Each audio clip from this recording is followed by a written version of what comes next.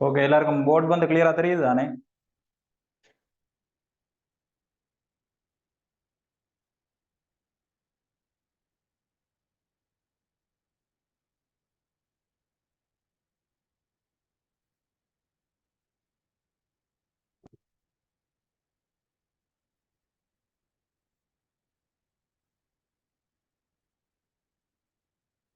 Okay, சரியா. அப்போ இன்றைக்கு 2வது யூனிட்டுக்கு போவோம். ரைட்.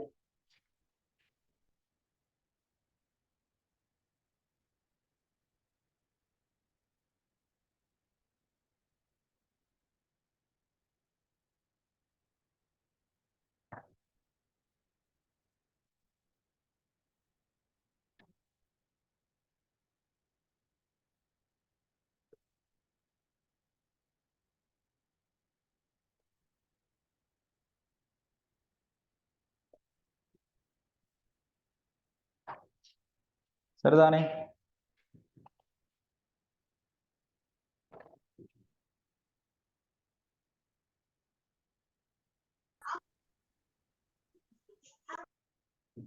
Okay, right. எல்லாரும் வந்து வாய்ஸ் ஒரு பிரச்சனைகளும் இல்லாதான் எல்லாருக்கும் ஸ்டார்ட் பண்ணுவோம். சரிதானே? குரூப் செட் பண்றாங்களா? ரைட், நான் சொல்றேன். மற்றபடி யாரும் அன்மியூட் பண்ணி வச்சிருக்கிறீங்களா? எல்லாரும் மியூட் பண்ணுங்க.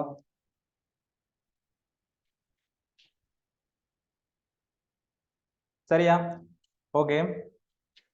நாங்க வந்து இப்ப ஸ்டார்ட்ல வந்து கணியங்களை பற்றி படிச்சினாங்க, என்ன பௌதிக கணியங்களை பற்றி படிச்சினாங்க. அப்ப ஸ்டார்ட்ல வந்து பௌதிக கணியத்தை வந்து எப்படி பிரிச்சினாங்க? அடிப்படை பௌதிக கணியங்கள், வழிவந்த பௌதிக கணியம் என்று பிரிச்சினாங்க. மெக்கானிக்ஸை பொறுத்த வரைக்கும் நாங்க எப்படி பிரிப்போம்னு சொல்லி சொன்னா, எண்ணிக்கணியங்கள், காவி கணியங்கள் என்று பிரிப்போம். ரைட். அப்ப என்னென்று பிரிக்க போறோம்? ஒன்று எண்ணிக்கணியங்கள்,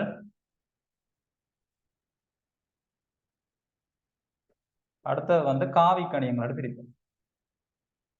காவி கணியங்கள். ரைட். இப்ப நாங்க ஸ்டார்ட்ல படிச்ச மாதிரி அடிப்படை பகுதிய கணியங்கள், வழிவந்த பகுதிய கணியங்கள் என்று பிரிச்சு அது ஸ்டார்ட்ல செய்த நாங்களே என்ன. இப்ப எண்ணிக்கணியங்கள் பகுதிய கணியங்கள் பிரிக்க போறோம் சொல்லி சொன்னா, அப்ப ஏதோ ஒன்று அடிப்படையா வச்சு கொண்டுதான் என்ன செய்ய போறோம்? கணியங்களை பிரிக்க போறோம். இப்ப என்ன அடிப்படையா வச்சு கொண்டு பிரிக்க போறோம் சொல்லி சொன்னா, பருமன், திசை, போக்கு, 3 விஷயத்தை அடிப்படையா வச்சு கொண்டுதான் என்ன செய்ய போறோம்னா இந்த கணியங்களை வந்து பிரிக்க போறோம். அப்ப எண்ணிக்கணியங்களை பொறுத்த வரைக்கும் எப்படி இருக்கும்னு சொல்லிச்சுன்னா, எண்ணிக்கணியங்கள் வந்து பருமனை மாத்திரம் கொண்டதாக இருக்கு. சரிதானே? அப்ப பருமனை மாத்திரம் கொண்டதுன்னு சொல்லி சொன்னா எண்ணிக்கணி. 3 விஷயத்தை அடிப்படையா வச்சு கொண்டுதான் நாங்கள் கணியங்களை பிரிக்க போறோம். பருமன், திசை, போக்கு. அப்ப பருமனை மாத்திரம் கொண்ட அது எண்ணிக்கணி. அப்ப காவிக்கணியம் என்று சொல்றது வந்து என்னன்னு சொல்லி சொன்னா, இந்த 3ஐயும் கொண்டிருக்கும். அப்ப பருமன், திசை, போக்கு இந்த 3ஐயும் கொண்டிருந்தா தான் அதை சொல்லுவோம் என்ன சொல்லிச்சுன்னா காவிக்கணியம். அப்ப பருமனண்டா நோமலா எல்லாருக்கும் தெரியும் என்ன. பருமனன்ற விஷயம் வந்து அதுட வேல்யூ என்ற மாதிரி. சரிதானே? இப்ப உதாரணத்துக்கு அரிசி எடுப்போம் என்ன. 5 கிலோகிராம் அரிசி, அதோட இன்னொரு 4 கிலோகிராம் அரிசி இருக்குது. சரிதானே? அப்ப 5 கிலோகிராம் அரிசி இருக்குது, 4 கிலோகிராம் அரிசி இருக்குது. அப்ப இது ஒரு பேக்குக்குள்ள இருக்குது, இது இன்னொரு பேக்குக்குள்ள இருக்குது. அப்ப இது ரெண்டையும் கொண்டு என்ன செய்றீங்கன்னு சொல்லிச்சுன்னா, இன்னொரு பெரிய பேக்குகளை வந்து போடுறீங்க. போட்டா இது எத்தனை கிலோகிராம் அரிசி எவரை போடும்? 9 கிலோகிராம் அரிசி எவரை போடும்? அப்ப இங்க ஏதாவது ஒரு எதையாவது திசை இருக்குதா? இப்ப திணிவண்டு எடுத்து 5 கிலோகிராம்ன்றது வந்து ஒரு திணிவு. அப்ப இது 5 கிலோகிராம் திணிவை கொண்டு நாங்க மேசையில வச்சா சொல்றாங்களா இந்த திசையில தாக்குதுன்னு சொல்லி சொல்றாங்களா? அப்படி சொல்றேன் இல்ல என்ன. தராசுல கொண்டே வச்சு போட்டு நாங்கள் சொல்றாங்களா இந்த திசையில தாக்குதுன்னு? அப்படி சொல்றேன். இப்ப ஒரு பேக்குக்குள்ள 5 கிலோகிராம் அரிசி இருக்குது, மற்ற பேக்குக்குள்ள வந்து 4 கிலோகிராம் அரிசி இருக்குதுன்றா நாங்க ரெண்டையும் சேர்த்து நார்மல் நம்பர்ஸ் மாதிரி நாங்க என்ன செய்யறோம்? கூட்டி போட்டு சொல்லுவோம் 9 கிலோகிராம் இருக்குன்னு சொல்லுவோம். ஆனா பாருங்க, ஒரு 10 நியூட்டன் விசை இருக்குது, இன்னொரு 12 நியூட்டன் விசை இருக்குது. அப்ப ரெண்டு விசையும் வந்து நாங்க நோமலா கூட்டலாம்னு சொல்லுன்னா நோமலா கூட்ட இயலாது. ஏன்னு சொல்லி சொன்னா முதலாவது கேள்வி, இந்த 10 நியூட்டன் விசை எங்க தாக்குது, ரைட், எங்க நோக்கி தாக்குது அப்படின்ற கேள்வியில் வரும். உதாரணத்துக்கு இந்த 10 நியூட்டன் விசைய இப்படி ஒரு ஆள் கொடுக்குறார், ரைட்.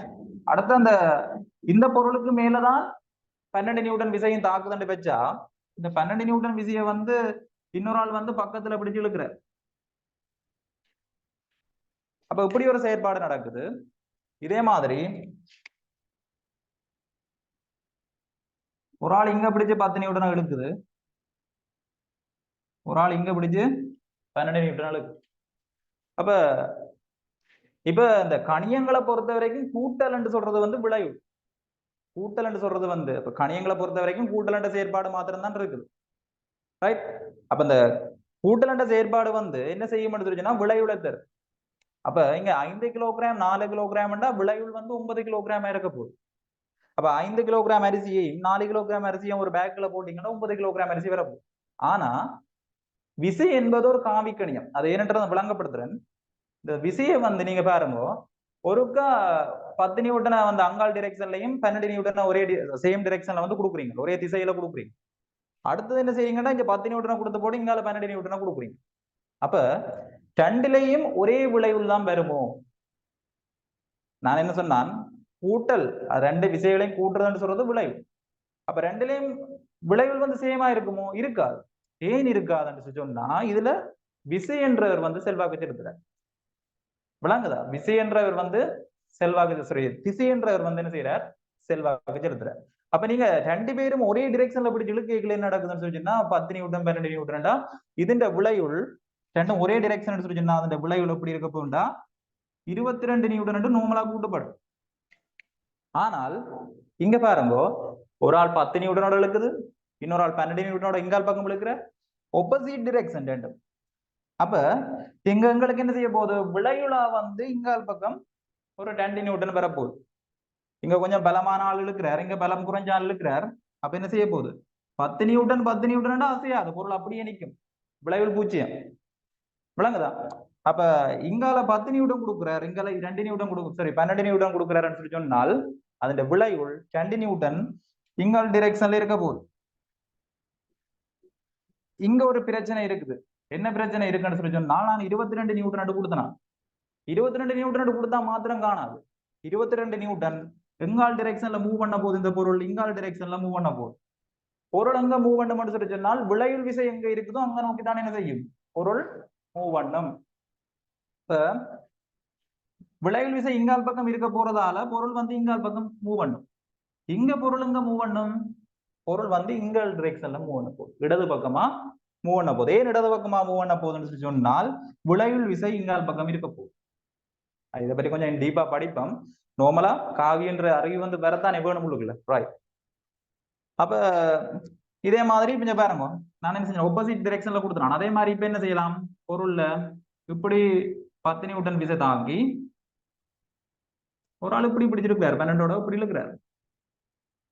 அப்ப இதுன்ற விளைவுல எங்க வரும் சும்மா கெஸ் பண்ணி பாருங்க. ஒரு ஆள் 10 நியூட்டனோட இப்படி இழுக்கிறாரு, பொருள் 12, இன்னொரு ஆள் வந்து 12ஓட இழுக்கிறாரு அங்கால் பக்கம். விளைவுல எங்க இருக்கும்னு சொல்லிச்சுன்னா ரெண்டு காவிக்கும் நடுவால தான் போகும். நடுவால சரி நடுவால போவாது, இடையால போகும். சரிதானே? சமன் இல்லாத காவி எல்லோ, சமன் இல்லாத காவி என்றபடியா என்ன செய்யும், இடையால ஒரு இடத்துல போகுது.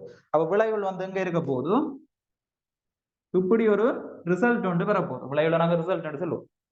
ஆனா இந்த டைம்ல நீங்க சொல்ல இயலுமோ, எவ்வளவு ரிசல்ட் சொல்ல இயலுமோ, ரிசல்ட் எவ்வளவு சொல்ல இயலாது. ஏன், எவ்வளவு கோணத்தோட தாக்குறாருன்ற விஷயம் வந்து முதலா தெரியாது, ரைட்.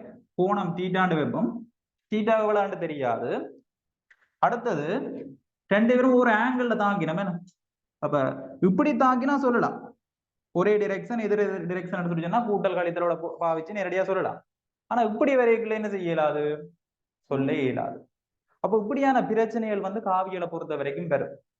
அப்ப இந்த பிரச்சனைகள் சால்வ் பண்றதுக்கு வந்து ஒரு ஈக்குவேஷன்ஸ் ஒரு விஷயங்கள் நாங்கள் என்ன செய்யணும், ஸ்டெப் பை ஸ்டெப்பா படிச்சு கொண்டு போவோம். அப்ப காவியன்றதுன்ற விஷயம் விளங்கிட்டு தானே. காவியன்றதுன்ற விஷயம் என்னண்டா நீங்க இதுல என்ன விளங்கி கொண்டீங்களா, நேரடியா கூட்டி கழிக்க இயலாது. என்ன ரீசன் சொல்லி சொன்னா, காவிக்கு பருமன் திசை போக்கு 3 விஷயங்கள் இருக்கு. அப்ப இதுல உங்களுக்கு விளங்கணும் அது என்ன திசை என்ன போக்கு என்னன்ற ஒரு டவுட் ஒன்று வரும் தானே. அப்ப பருமன்ன்றது பிரச்சனை இல்லை, 12 நியூட்டன்ன்றது சரி, 10 நியூட்டன்ன்றது சரி. அப்ப நான் இந்த 12 நியூட்டனை இப்படி கீறுறேன். 12 நியூட்டனுக்கு வந்து நான் ஒரு பெயர் வைக்கிறேன், ஏபி என்ற பெயர் வைக்கிறேன். வச்சு போட்டு அப்ப இந்த காவியில 3 விஷயம் இருக்கணும், பருமன் இருக்கணும், திசை இருக்கணும், போக்கு இருக்கணும். அப்ப பருமன் என்னண்டா 12 நியூட்டன், அது பிரச்சனை இல்லை. பருமன் 12 நியூட்டன்ன்றது பிரச்சனை இல்லை. அதே மாதிரி இது ஒரு 45 பாகையில தாக்குதுன்னு வைப்போம். அப்ப இந்த 45 பாகை என்று சொல்றது வந்து பாருங்க, இதை சொல்லுவோம் வடக்குன்னு சொல்லுவோம், இதை சொல்லுவோம் கிழக்குன்னு சொல்லுவோம். வடக்குக்கும் கிழக்குக்கும் இடையாலே இல்ல போகுது. அப்ப திசை என்னன்னு சொல்லி சொன்னால் வடகிழக்கு திசை நோக்கி. ரைட்டா? ரெண்டு வடகிழக்கு திசை நோக்கி எத்தனை 12 நியூட்டன் திசை தாக்கும்.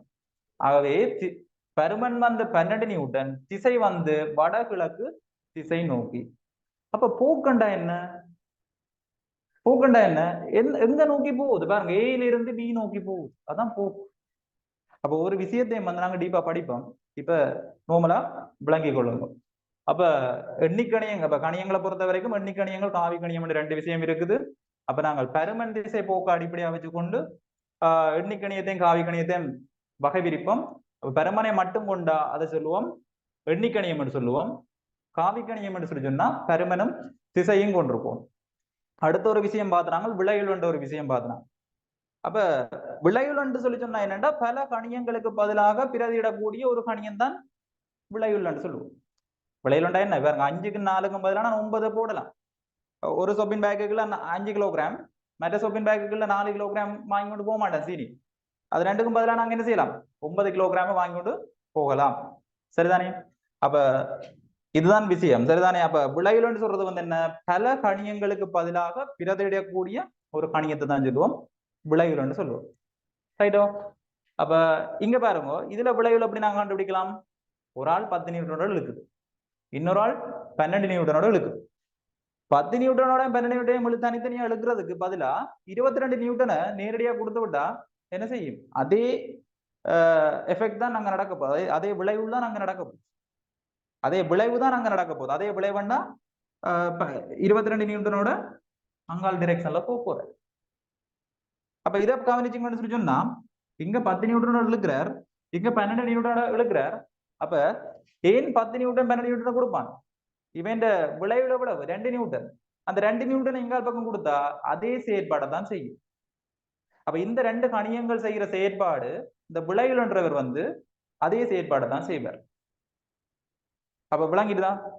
அப்ப முதலாவது விஷயத்தை நாங்கள் நோட் பண்ணி கொள்வோம், எல்லாரும் வெளியே கொள்ளுங்க. ரைட்? பௌதிக கணியங்களை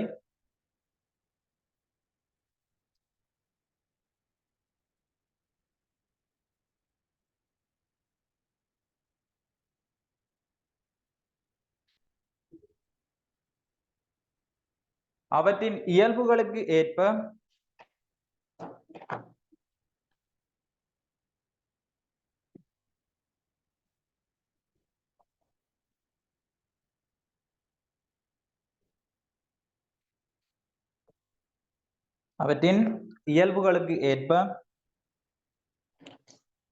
ரெண்டு விதமாக பிரிக்கலாம், 2 வகையாக பிரிக்கலாம். போடும்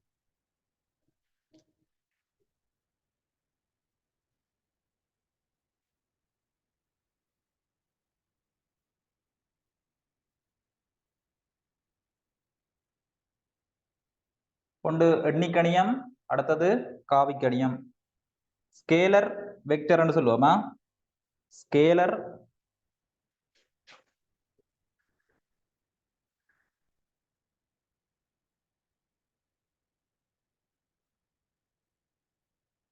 quantity. Right? Scalar quantity, vector quantity. அப்ப எண்ணிக்கணியம் ஹெடிங் போட்டு கொள்ளுங்க.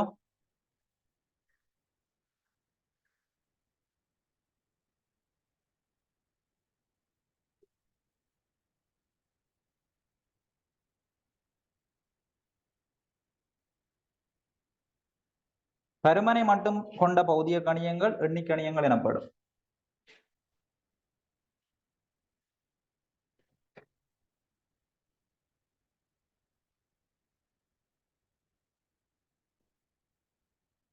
பருமனை மட்டும் கொண்ட பௌதிக கணியங்கள் எண்ணிக்கணியங்கள் எனப்படும்.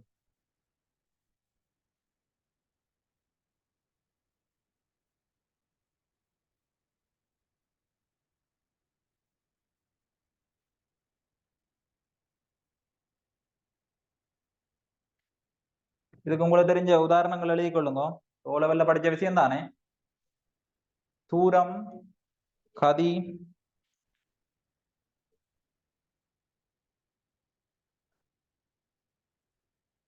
திணிவு, நேரம், அமுக்கம்,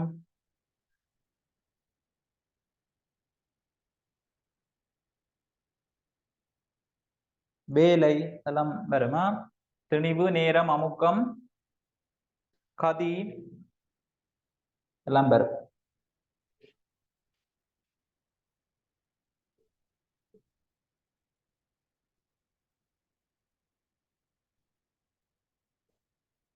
அடுத்த காவி கணியம் என்று போட்டுக்கொள்ளுங்க.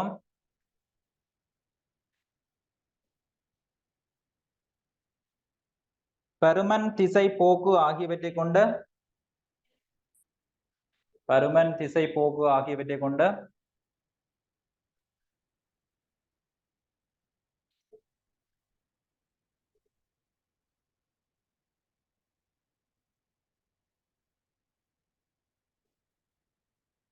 பௌதிக கணியங்கள் காவி கணியங்கள் எனப்படும்.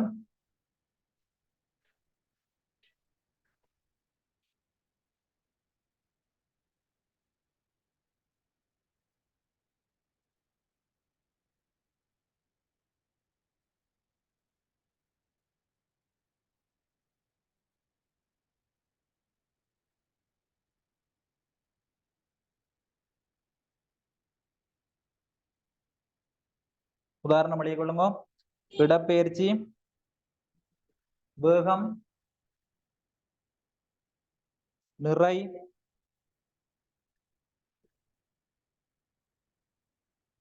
ஆர்முடுகள், விசை, உந்தம்,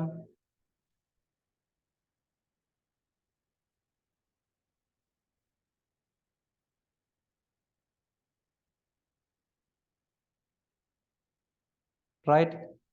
அடுத்தது வந்து எழுதிக் கொள்ளுங்க. விளைவுள் என்று எழுதிக் கொள்ளுங்க. விளைவுள் விளைவுள் என்ன தெரியத்தானே வேணும்.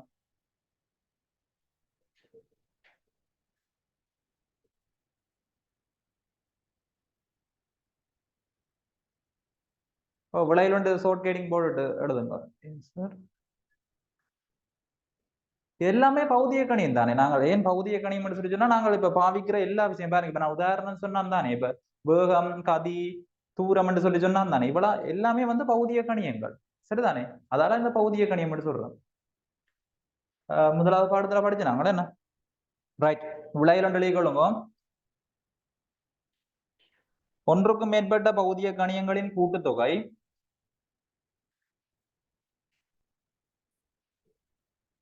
ஒன்றுக்கு மேற்பட்ட பௌதிக கணியங்களின் கூட்டுத்தொகை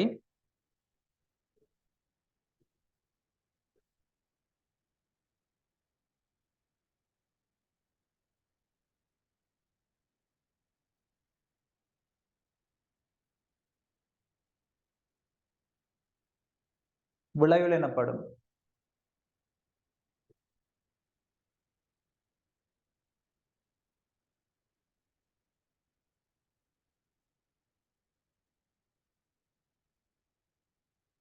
ரைட். இதுக்கு இன்னொரு டெபினிஷன் எழுதிக் கொள்ளலாம். எழுதிக் கொள்ளுங்க. பல பௌதிக கணியங்களுக்கு பதிலாக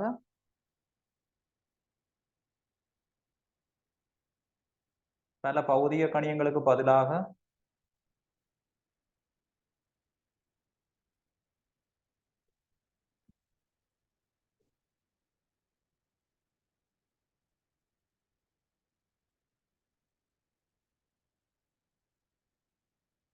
பிரதியிடக்கூடிய ஒரு தனி பௌதிக கணியம்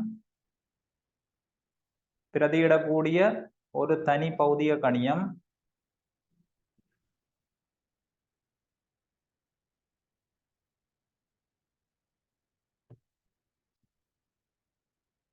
அவற்றின் விளையுள் எனப்படும்.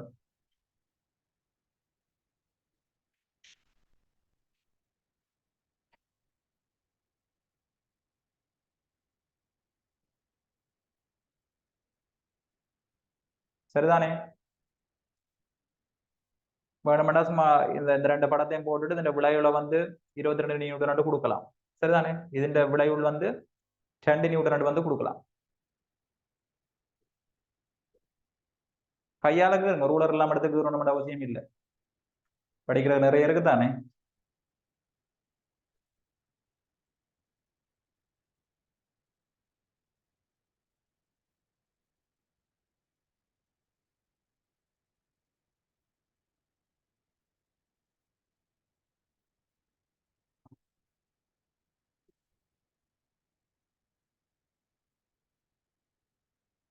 கீறினால் ஹெடிங் போட்டு கொடுங்க, பௌதிக கணியங்களை கூட்டல் என்று போடுங்க. பௌதிக கணியங்களை கூட்டல்.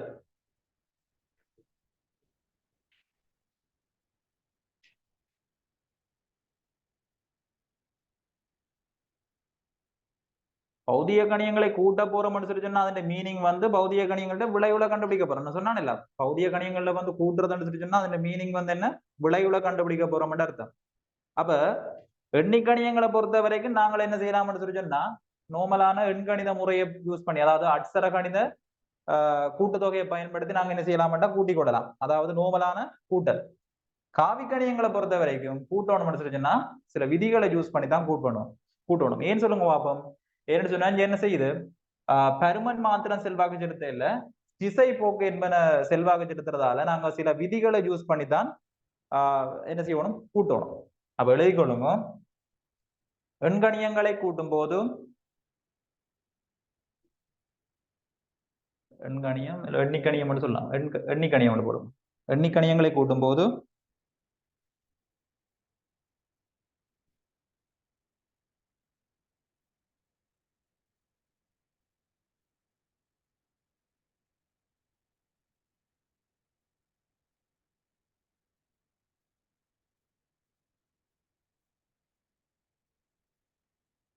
சாதாரண அட்சர கணித முறைப்படி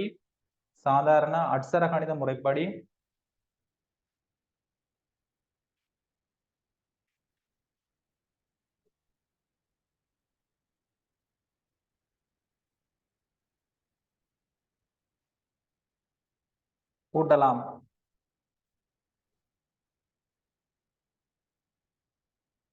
சாதாரண அட்சர கணித முறைப்படி கூட்டலாம். എന്നിട്ട് இந்த உதாரணத்தை எழுதி கொள்ளுங்க. 5 கிலோகிராமையும் 4 கிலோகிராமையும் கூட்டினா 9 கிலோகிராம் வரும்.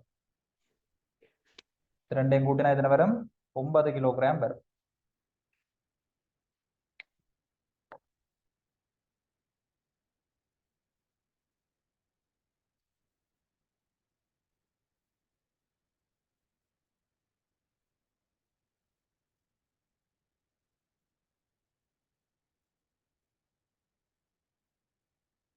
அடுத்த லைன்ல எழுதி கொள்ளுங்க, காவிகளை கூட்டும் போதும்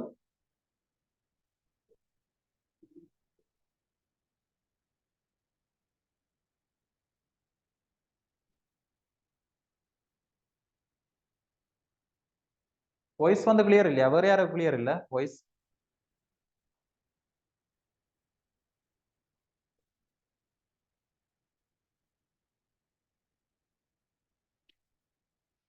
நிறைய பேர் இதை கேட்டு இருக்கிறீங்க. ரைட். வாய்ஸ் வேற யாரும் கிளியர் இல்லைன்னா சொல்லுங்க கிளியர். ஓகேனா ரைட். அப்ப காவி கணியங்களை கூட்டும் போது பின்வரும் 2 விதிகளுக்கு ஏற்றவாறு கூட்டப்படும்.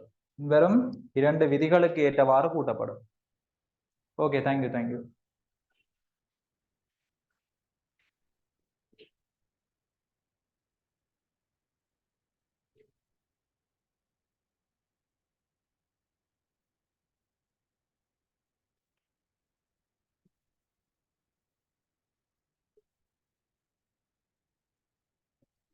ரைட்.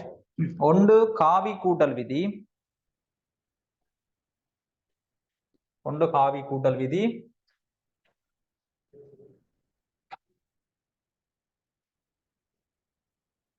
அடுத்தது விசை இணைகர விதி. சரிதானே? ஒன்று காவி கூட்டல் விதி, அடுத்தது விசை இணைகர விதி. முதலாவது நாங்க காவி கூட்டல் விதி தான் பார்க்க போறோம். அதுக்கு முன்ன காவியண்டா என்னன்னு தெரியணும் இல்லோ. இப்ப காவிய நாங்க எப்படி வகை குறிக்க போறோம், ரைட் என்ற விஷயம் தெரியும். அப்ப காவிய நாங்க எப்படி வகை குறிப்போம் சொல்லிச்சுன்னா, ஒரு நேர்கோட்டு துண்டத்தால வகை குறிப்போம். சரிதானே? ஒரு நேர்கோட்டு துண்டத்தால பருமநிலையும் திசையிலையும் போக்கிலையும் வகை குறிப்போம். அப்ப எண்ணிக்கணியத்தை பொறுத்த வரைக்கும் இந்த வேலை இல்லை. சரிதானே? எண்ணிக்கணியத்தை பொறுத்த வரைக்கும் எந்த விதமான நீங்க வகை குறிக்கிற அவசியம் மட்டும் இல்லை. சரிதானே? அப்ப காவி கணியத்தை பொறுத்த வரைக்கும் நீங்க என்ன செய்யணும், ஒரு நேர்கோட்டு துண்டத்தால வகை குறிக்கப்படும். அப்ப இப்படி ஏபி என்ற ஒரு காவி. அப்ப இந்த ஏபி என்ற காவியின் நீளம் 10 சென்டிமீட்டர் என்று வைப்போம். ஏபி என்ற காவியின் நீளம் 10 சென்டிமீட்டர். அப்ப இந்த நீளம் என்னத்தை குறிக்கும் என்று சொல்லி சொன்னா, இதன் பருமனை குறிக்கும். விளங்குதா? அப்ப நீங்க ஒரு கொப்பியில ஒரு 10 சென்டிமீட்டர் நீளமான ஒரு கோட்டை கீறீங்க. அப்ப இந்த 10 சென்டிமீட்டர் நீளமான கோடு எதுக்கு பதிலாக கீறீங்கன்னு சொல்லி சொன்னா, 10 நியூட்டனுக்கு பதிலாக கீறீங்க. 10 நியூட்டன் விசைக்கு பதிலாக உங்களோட கொப்பியில இப்படி ஒரு 10 சென்டிமீட்டர் நீளமான ஒரு கோடு கீறீங்க. அப்ப இந்த 10 நியூட்டனை நீங்கள் 10 நியூட்டன் மாத்திரம் வகை குறிக்க இயலாது. சரிதானே? அப்ப தேவையில்லாத மெசேஜ்கள் எல்லாம் போட்டு கொண்டு இருக்கிறீங்க. உடனே லீவ் பண்ணி விட்டுருவேனா?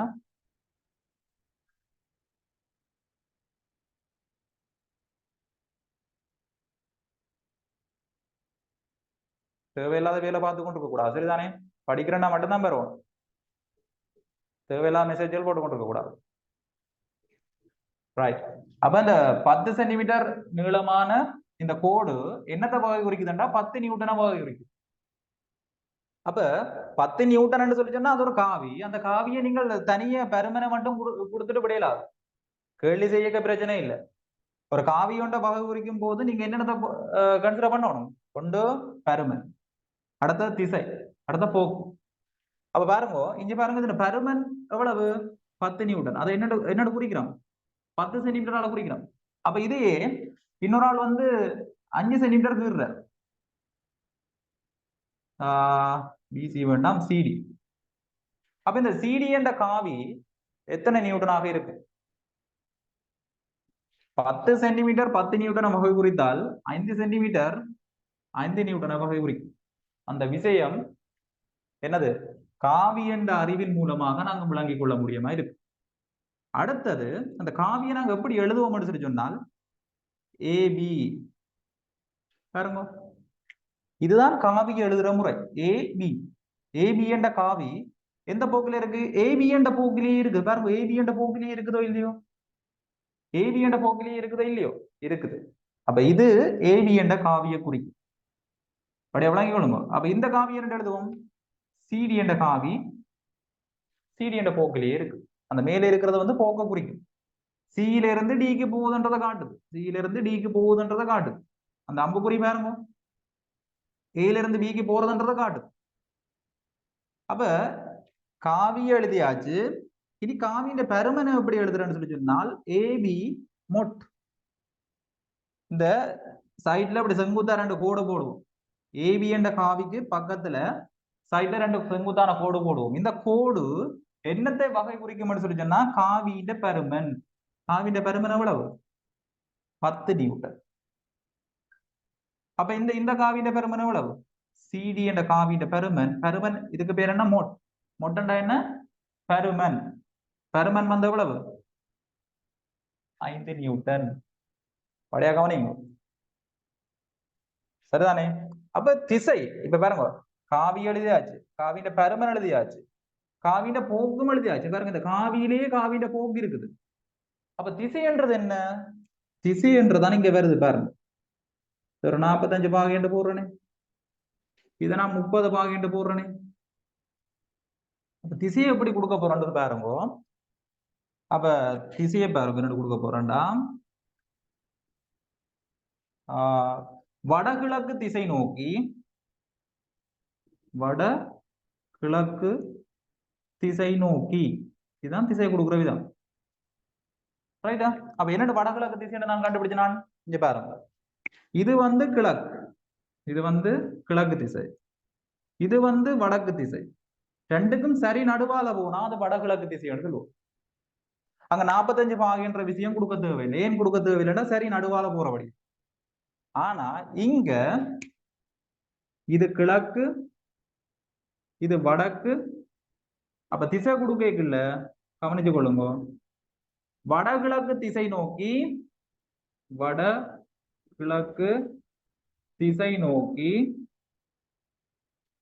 கிடையுடன், கிடையோட எவ்வளவு பாகை? 30 பாகை. கிடையுடன் 30 பாகை. இவ்வளவு கிளியரா கொடுக்கும். ஏன் நான் அப்ப இங்க 45 பாகை கொடுக்கலன்னா வடகிழக்கு, வடகிழக்குண்டா சரி நடுவால போகும். வடக்குக்கும் கிழக்குக்கும் சரி நடுவால போனா அது வடகிழக்கு. இங்க வடகிழக்கு திசையெல்லாம் போகுது, ஆனால் கிடையோட எப்படி இருக்குது? 30 பாகை. 45 பாகைண்டா பிரச்சனை இல்லை, வடகிழக்கு திசையண்டா கொடுக்கல. அப்ப ஒரு காவியை, இந்த ஏவி என்ற காவியை நான் என்ன செஞ்சிட்டேன்? பருமன் எழுதிட்டேன், அதுல போக்கு எழுதிட்டேன், அதுல திசை எழுதிட்டேன். ஒரு காவிய வகை குறிக்கிறேன்னா இந்த 3 விஷயமும் இருக்கும். ஒரு காவியை வச்சுக்கொண்டு இன்னொரு காவியை நாங்க என்ன செய்யணும்? விவரிக்க தெரியும். எப்படி விவரிச்சு நான்? இது 10 சென்டிமீட்டருக்கு இருந்தான், இங்க 5 சென்டிமீட்டர் இருக்குது. ஆகவே 10 சென்டிமீட்டர் 10 நியூட்டனை குறிச்சால் 5 சென்டிமீட்டர் 5 நியூட்டனை குறிக்கும். அப்ப இந்த காவியை வச்சுக்கொண்டு இந்த காவியை நான் என்ன செய்யறேன்? விவரிக்கிறேன். சரிதானே? அந்த போக்கு சொல்லலாம். இதான் அந்த போக்கு, சிடி என்ற போக்கு. ரைட்? அப்ப இப்படி ஒரு கேள்வி வருது. இப்ப இது இந்த போக்க நான் மற்ற டிரெக்ஷன்ல எழுதுறேன் பார்ப்போம். ஏபி உண்மையிலேயே ஏபி என்ற டிரெக்ஷன்லாம் இருக்குது. அப்புறம் டிஏ என்று எழுதுறேன். இதுன்ற மீனிங் என்ன? பியில இருந்து ஏ என்று எழுதுறேன். அப்ப அது என்னவாக இருக்கும்? -10 நியூட்டனாக இருக்கும், மறைக்காவியாக இருக்கும். விளங்குதா? இப்ப ஏபி என்ற டிரெக்ஷன்ல தான் அது இருக்குது, ஏபி என்ற போக்குல தான் இருக்குது. நான் அதை என்ன எழுதுறேன்? பிஏ என்று மாறி எழுதினேன்டா அதுண்ட பருமன் மறையாக வந்துடும். அதுல பருமன் என்ன செஞ்சிடும்? மறையாக வந்துடும். அதே மாதிரிதான் இங்கே சிடி என்றா அது 10 நியூட்டன், சாரி 5 நியூட்டன். சிடி என்றா 5 நியூட்டன் பிரச்சனை இல்லை. ஆனா டிசி, அதாவது இங்க இருந்து இங்க எழுத போறீங்கன்னு சொல்லி சொன்னா அது -5 நியூட்டனாக இருக்கு. -5 நியூட்டனாக இருக்கு.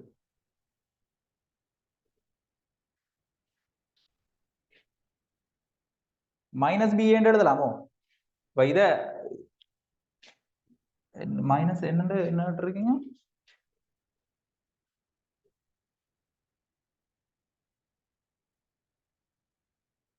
ஏன் 10 சென்டிமீட்டர் 10 நியூட்டன்? நான் சும்மா எடுத்தனா. இப்ப நீங்க கொப்பியில கீரைகள்ல படியா கவனிச்சு கொள்ளுங்க. கொப்பியில கீரைகள்ல நீங்கள் ஒரு அளவு ரூலர் வச்சு அளந்துதானே கீறுவீங்க. கீரைகள்ல உங்களுக்கு 10 சென்டிமீட்டர் நீள 10 நியூட்டனை நீங்க 10 சென்டிமீட்டர் அளவு கீறி போட்டீங்களோட வையுங்க. வச்சா அதே கேள்வியில நீங்கள் ஒரு 5 நியூட்டன் கீற வேண்டிய இடம் வருதுன்னு வைப்போம். சரிதானே? 5 நியூட்டன் நீங்க கொப்பியில கீறணும். அப்ப எவ்வளவு நீளம் எடுத்து கீறீங்கன்னு சொன்னா 5 சென்டிமீட்டர் கீறணும்.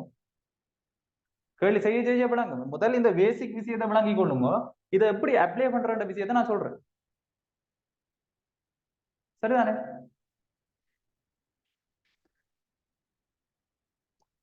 இது சில பேருக்கு இந்த இடத்துல பிரச்சனை வந்திருக்கு. இது நான் விளங்கப்படுத்துறேன் பாருங்க.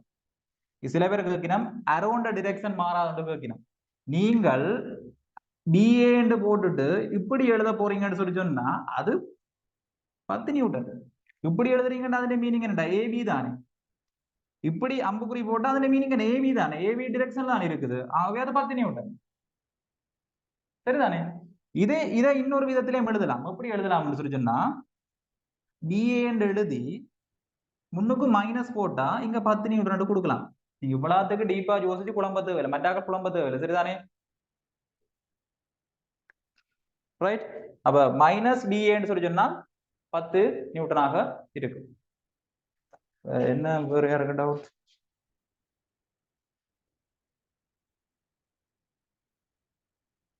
என்னது? கிழக்கிலிருந்து வடக்கே 30 பாகை. இந்த கேள்விக்கு முதல் விளக்கத்தை சொல்றேன் பாருங்க. கிழக்கிலிருந்து வடக்கே 30 இதுக்கு எழுதலாம். வடகிழக்கு திசை நோக்கி கிடையுடன் 30 பாயிண்ட் எழுதலாம். இல்லைன்னு சொல்லி சொன்னால் கிழக்கிலிருந்து வடக்கு நோக்கி 30. இது பெர்ஃபெக்டான ஒரு ஆன்சரா தான் இருக்கும். இது கிழக்கிலிருந்து வடக்கு நோக்கி 30 பாகைன்றது சரியான ஆன்சரா தான் இருக்கு. சரிதானே? இப்ப அத 2-3 விதத்துல எழுதலாம். வேற அடுத்த டவுட்டை பார்ப்போம்.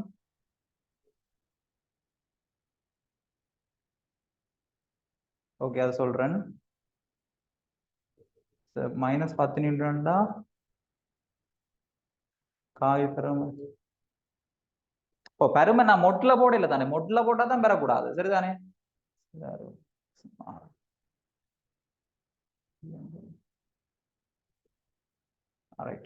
ஓகே, இங்க பாருங்க சில பேருக்கு இப்ப இதுல இதை நான் வந்து மொட்டில் போட்டுட்டேன்னு சொல்லி சொன்னா, இங்க பாருங்க இதை பாருங்க, இதற்கு படியா கவனிச்சு கொள்ளுங்க. மொட் பிஏ என்று போட்டுட்டேன்னு சொல்லி சொன்னா அதுன்ற பருமன் 10 நியூட்டன் தான்.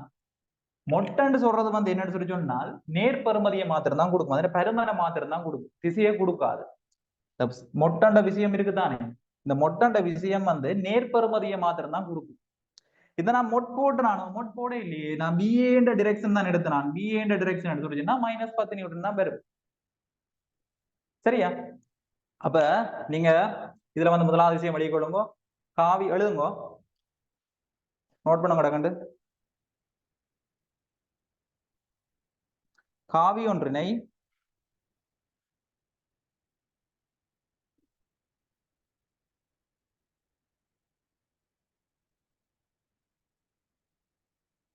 ஒரு நேர்கோட்டு துண்டத்தினால் வகை குறிக்கலாம். வகை குறிக்கப்படும் என்று எழுதுங்க. காவி ஒன்றினை ஒரு நேர்கோட்டு துண்டத்தினால் வகை குறிக்கலாம்.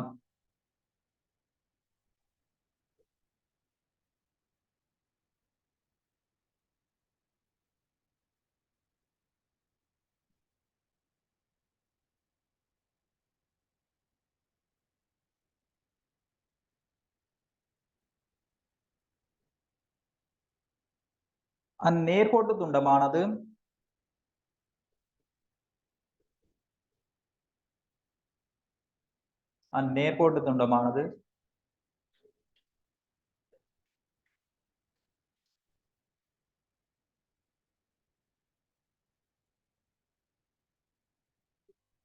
அக்காவியின் பருமன், திசை, போக்கு என்பவற்றை வகை குறிக்கும். சுட்டி காட்டும் என்று போடுவோம். அக்காவியின் பருமன், திசை, போக்கு என்பவற்றை சுட்டி காட்டும். திருப்பி சொல்றோம், கவனிங்க.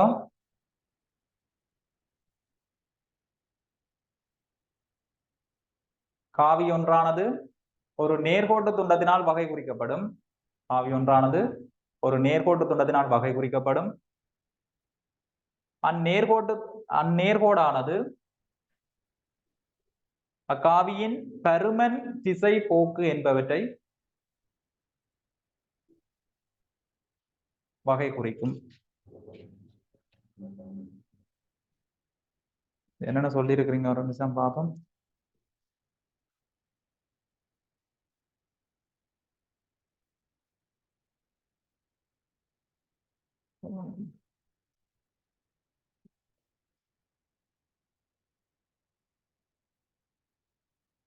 கியூட் எல்லாம் இருக்குது. முதல் இது வந்து சின்ன சின்ன விஷயங்கள், சின்ன இதுகளுக்கு தெரியலாது.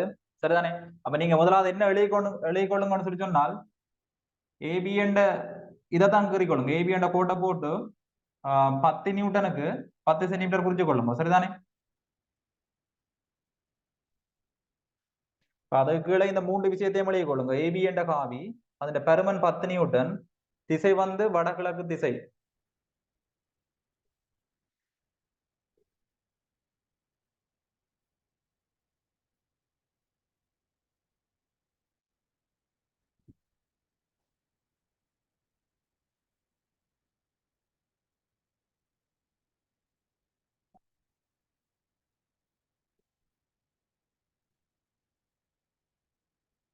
இதுக்கு இப்படி எழுதலாமா? கிடையுடன் எழுதுல கிழக்கில் இருந்து எழுதும். கிழக்கில் இருந்து 30 பாகை வடக்கு நோக்கி. கிழக்கில் இருந்து 30 பாகை வடக்கு நோக்கி.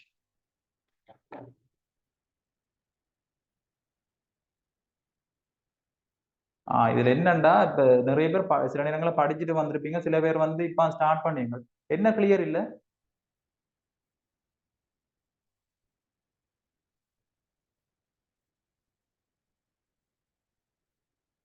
வாய்ஸ் கிளியர் இல்லையா?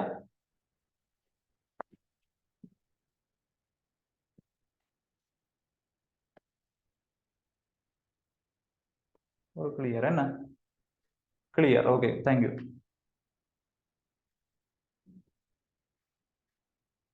இப்ப என்ன பிரச்சனைன்னு சொல்லி சொன்னா, இப்ப சில நேரங்கள்ல இப்ப சில பேர் வந்து இப்ப படிச்சு முடிச்சு அடுத்த லெவலுக்கு போய் கேட்குறீங்க கேள்வி டவுட். அப்ப அந்த அவைக்கு வந்து சில நேரங்கள்ல நான் இதுல சொல்லிக்கல, இப்ப ஸ்டார்ட் பண்றாங்களுக்கு வந்து பிரச்சனையா போயிடும். சரிதானே? சோ எல்லாரையும் கவர் பண்ற மாதிரி தான் இருக்கணும். ரைட். அப்ப இந்த காவி எழுதி கொள்ளுங்க. அடுத்தது இந்த காவி பாருங்க, அதுல பருமன், திசை, போக்கு எல்லாம் கொடுத்துருக்குறேன். இப்ப இதுல நான் சொன்னது வந்து ஒரு காவிய ஒரு நேர்கோட்டு துண்டத்தால கீறினா அதுல இருந்து எப்படி திசையை கண்டுபிடிக்கிறது, எப்படி அதோட பருமனை கண்டுபிடிக்கிறன்ற விஷயம் தான் சொன்னான். சரிதானே? அதை விட கூட ஒரு விஷயம் சொல்லல, நீங்க நிறைய யோசிக்க தேவையில்லை. மரக்காவியலை பற்றிலாம் நான் பிறகு நான் விளங்கப்படுத்தணும் உங்களுக்கு. சோ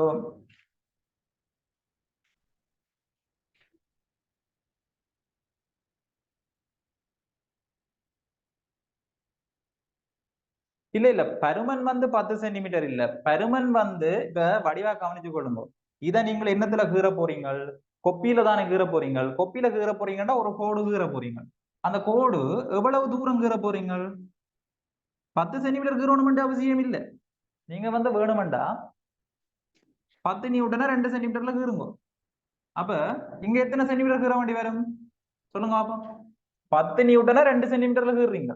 அப்ப 5 நியூட்டன் எத்தனை சென்டிமீட்டர்ல கீற வேண்டி வரும்? 1 சென்டிமீட்டர்ல கீற வேண்டி வரும். அவ்வளவுதான் விஷயம்.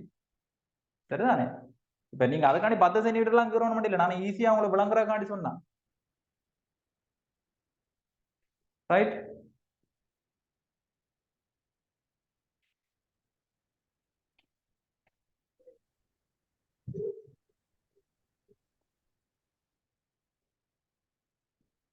எழுதி முடிச்சா இப்ப எப்படி காவிய கூட்ட போறோம்ன்ற விஷயத்துக்கு வருவோம். சரிதான்? இதை எழுதி முடிச்சா சொல்லுங்க.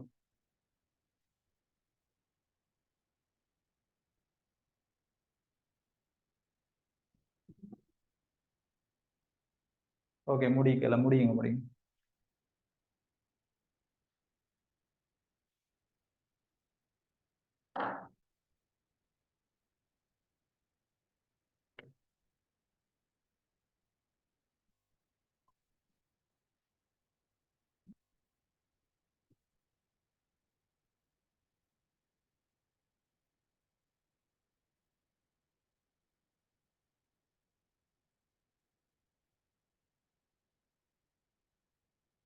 ஓ, சிடின்றது போக்கு.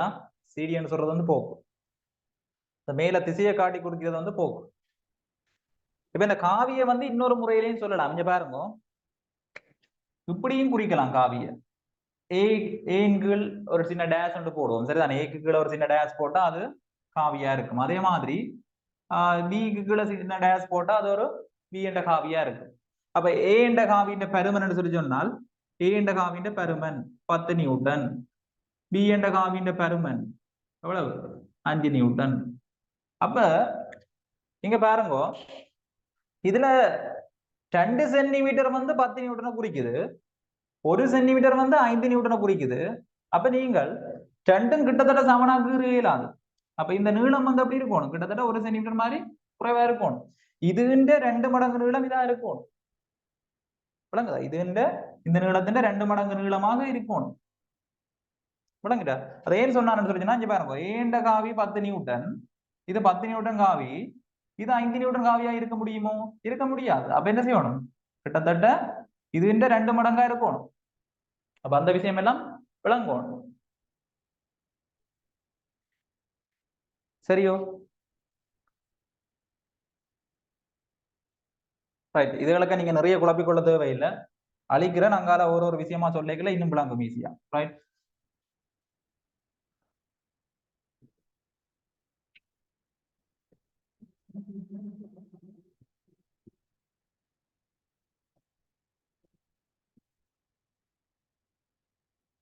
ரைட், இங்க பாருங்க, இத ஒரு 4 நியூட்டன் ஒரு விசை இருக்குது, 3 நியூட்டன் ஒரு விசை இருக்கு. இப்ப என்ன செய்ய போறோம்னு சொல்லி சொன்னால்,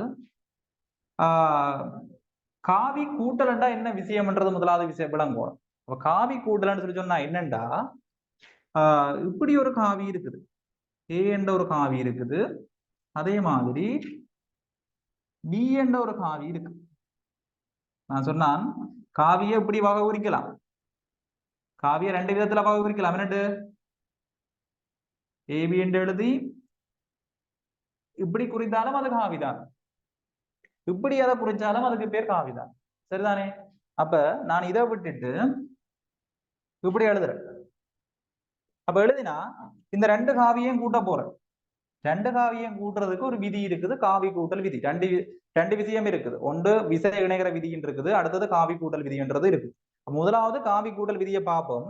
இப்ப காவி கூட்டல் விதி என்றா என்னண்டா, இந்த 2 காவிகளையும், சரிதானே, 2 காவிகளையும் எடுத்து முதல்ல ஒரு காவியை கீறணும். சரிதானே? பிறகு டெபினிஷன் தாரன், இப்ப நோமலா விளங்கப்படுத்துறேன், கவனிச்சுக்கணும். முதல்ல என்ன செய்யணும், ஏதாவது ஒரு காவியை கீறணும். ஏதாவது ஒரு காவியண்டா இந்த காவியை நான் கீறுறேன். இந்த காவியை கீறி எப்படி கீறணும், பருமநிலையும் திசையிலையும் போக்கிலையும் கொண்டா கீறணும். அதாவது சமகாவியா கீறணும். ரைட், அடுத்த சமகாவியை பற்றி நான் விளங்கப்படுத்துவேன். ரைட், இது விளங்குறதுக்கு முன்னா உங்களுக்கு சமகாவியை பற்றி உங்களுக்கு தெரியணும்னு சொல்லி சொன்னால், சமகாவி என்று சொல்லி சொன்னா என்னண்டா, இங்க பாருங்க, இது இருக்கட்டுமா. இப்ப ஏவி என்ற ஒரு காவி இருக்கு, இது 10 நியூட்டன்.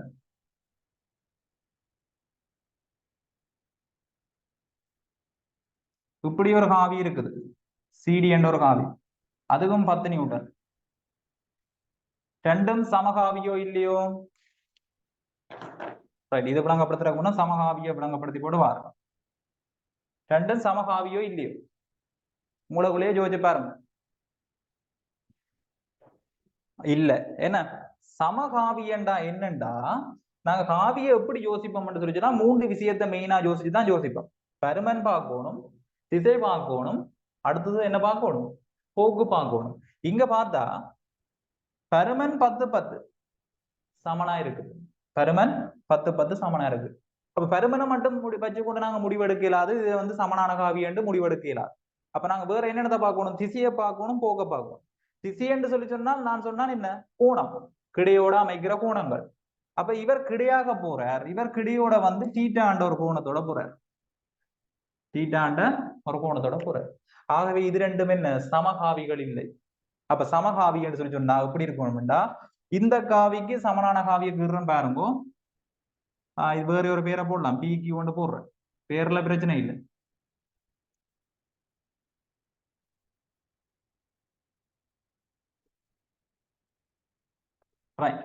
இப்ப சொல்லுங்க பாப்போம், இந்த காவியும் சமகாவியும், இந்த காவியும் சமகாவியோ? இல்ல. ஏன் இல்லை என்று சொல்லி சொன்னால், இவர் பருமன்ல 10 நியூட்டன் 10 நியூட்டன் சரி, கிடையோட தீட்டா கோணம், கிடையோட தீட்டா கோணம் அமைக்குது சரி, பிரச்சனை இல்லை. ஆனால் இவற்ற போக்கு ஏல இருந்து பி அந்த திசையிலே இருக்கு, இவற்ற போக்கு அங்க இருந்து இங்க மாற மாதிரி இருக்கு. ஆகவே இது ரெண்டும் என்ன, சமகாவிகள் இல்லை. சரிதானே? அப்ப சமகாவியா இருக்கணும் சொல்லி சொன்னால் இவற்ற போக்கும் அவற்ற போக்கும் அப்படி இருக்கணும், சமனாக இருக்கணும், ஒரே போக்க கொண்டதாக இருக்கணும். ஆகவே இந்த காவியும் சமகாவிகள். ஆகவே சமகாவிகள் சொல்லி சொன்னா என்னென்ன விஷயம், ஒரே பருமன், ஒரே திசை, ஒரே போக்க கொண்ட காவிகள் சமகாவிகளாக கருதப்படும். அப்ப சமகாவிகள் என்று போடுங்க.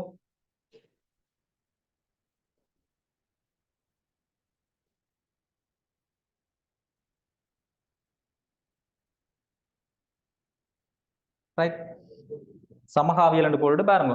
இப்ப இந்த காவியம் பாருங்க, ஒரே திசையண்டு கதைக்கிறது மீனிங் என்னன்னு சொல்லி சொன்னால், கிடையிலிருந்து டீட்டா கோணம் தானே, இங்கேயும் கிடையிலிருந்து டீட்டா கோணம் தானே. அப்ப ரெண்டும் எப்படி இருக்க மாட்டா, உண்டு கொண்டு சமாந்தரமா இருக்கு.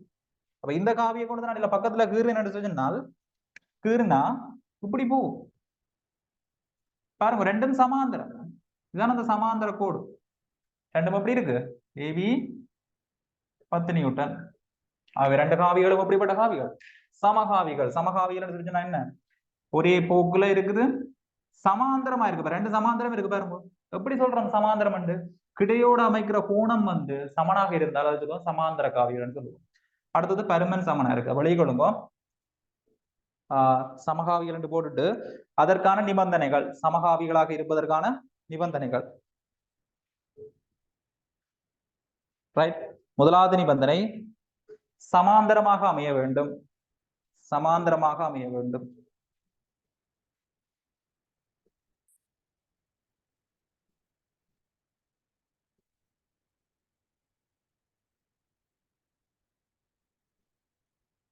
சமாந்தரமாக அமைய வேண்டும்.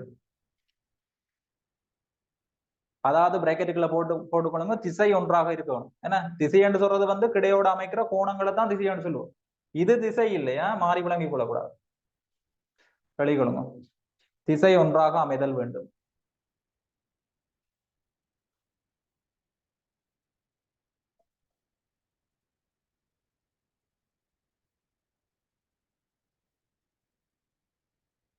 அடுத்தது நிபந்தனை பருமன்கள் சமனாக இருக்க வேண்டும்.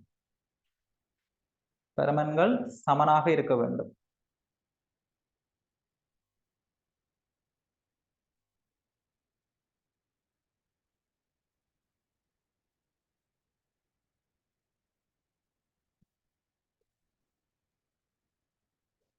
அடுத்தது ஒரே போக்கினை கொண்டதாக இருக்க வேண்டும். ஒரே போக்கினை கொண்டதாக இருத்தல் வேண்டும்.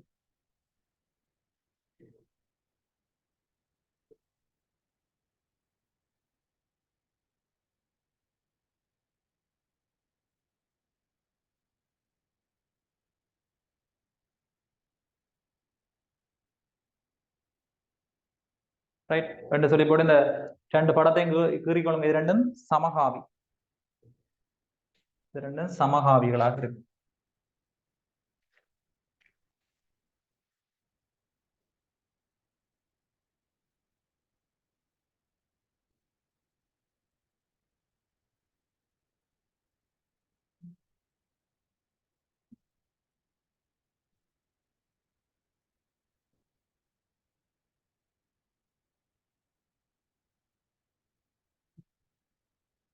சரியா?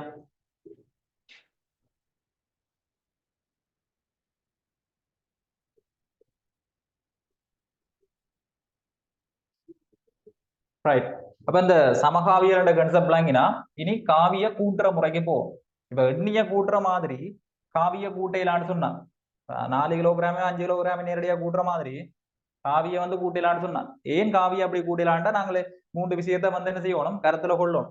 அப்ப பாருங்க, இப்ப இப்படி ஒரு காவி இருக்குது,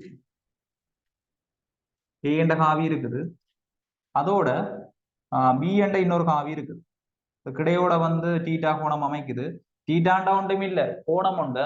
சரிதானே? அப்ப ஏ என்ற காவி இருக்குது, அடுத்தது பி என்ற காவி இருக்கு. இந்த ரெண்டு காவியையும் கூட்டும். எப்படி கூட்டுறது? அதுக்குத்தான் ஒரு நிபந்தனை ஒன்று இருக்குது, ஒரு விதி ஒன்று இருக்குது. எப்படின்னு சொல்லி சொன்னால், ஏதாவது ஒரு காவிய முதல்ல கீறி, ஏதாவது ஒரு காவிய முதலாவது கீறி, ரைட், பருமன்லையும் திசையிலையும் போக்கிலையும் எப்படி இருக்கணும், சமனா இருக்கணும். அதாவது சமகாவி ஒன்றை கீறி அது முடிந்த இடத்துல இருந்து மற்ற காவியை என்ன செய்யணும், கீறுவோம். மற்ற காவியின் சமகாவியை கீறுவோம். ரைட். இது பி என்ற காவி. அப்ப கிடையோட எவ்வளவு கோணம், தீட்டா கோணம். பாருங்க, வடையா விளங்கி கொள்ளுங்க. ஏ என்ற காவிய கீறினான், அது முடிந்த இடத்துல இருந்து பி என்ற காவிய கீறு. ரைட். இப்ப இது ரெண்டின்றையும் விளைவுள் என்று சொல்லலாம், இல்லையென்று சொல்லி சொன்னா இவ ரெண்டு பேரையும் கூட்டி வார பெருமதி என்று சொல்லலாம். அப்ப இந்த ஏ என்ற காவியையும் பி என்ற காவியையும் கூட்டுறது என்னவா இருக்குமெண்டா, ஆரம்ப இறுதி புள்ளிகளை இணைக்கின்ற கோடாக இருக்கும். ஆரம்ப இறுதி புள்ளிகளை இணைக்கின்ற கோடாக இருக்கும். அப்ப இந்த கோட்டின் பருமன் திசை போக்கு என்னத்தை தரும் என்றால் இந்த காவியையும் இந்த காவியையும் கூட்டுறதுக்கு சமனாக இருக்கு. அப்ப நான் அதை ஆரண்டு குறிச்சு நடத்தி சொன்னால் ரிசல்ட் என்னண்டா, அது என்னதுக்கு சமனா இருக்கும், ஏ என்ற காவியையும் பி என்ற காவியையும் கூட்டுறதுக்கு சமனாக இருக்கு. விளங்கிட்டோம்? அப்ப காவி கூட்டல் விதி என்ன, காவி கூட்டல் நிபந்தனை என்ன? ஒரு காவிய கீறி பருமன்லையும் திசையிலையும் சமனான மற்ற காவிய கீறி ஆரம்ப இறுதி புள்ளிகளை இணைக்கிறது கோடு. அந்த கோட்டின் பருமன் ஏபி என்ற காவிய கூடுற பருமனுக்கு சமனா இருக்கும். திசையிலையும் போக்கிலையும் ஒன்றாக இருக்கும். அதாவது ஏ என்ற காவியத்தையும் பி என்ற காவியத்தையும் விளைவுள் இதுதான். இதுல இன்னும் நிறைய விளக்கம் தருவணும். முதலாவது இந்த விஷயத்தை விளங்கிக் கொள்ளும். சரிதானே? சரி, அப்ப நீங்க கேட்கலாம், நீங்க இந்த காவியத்தானே முதலாவது கீறினீங்கள், இதை முதலாவது கீறி போட்டு எடுங்கோ, அதே திசையில அதே பூக்குல வருதோண்டு பார்ப்போம். சரிதானே? கீறி பார்ப்போமா? ரைட்.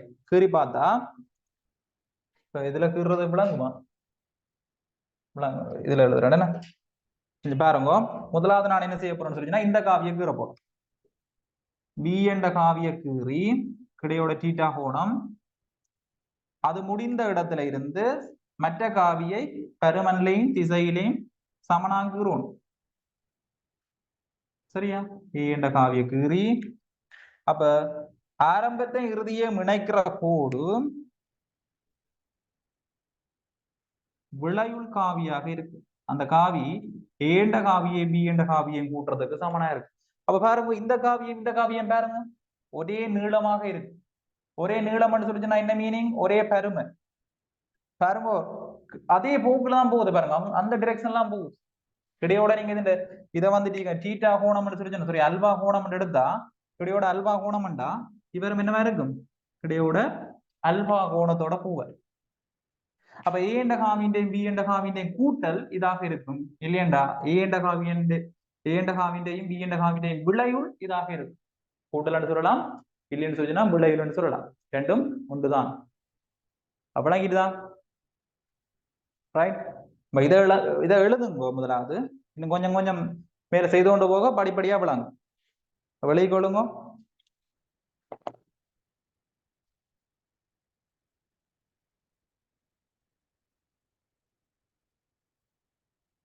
காவி கூட்டல் விதி என்று எழுதிக் கொள்ளுங்க.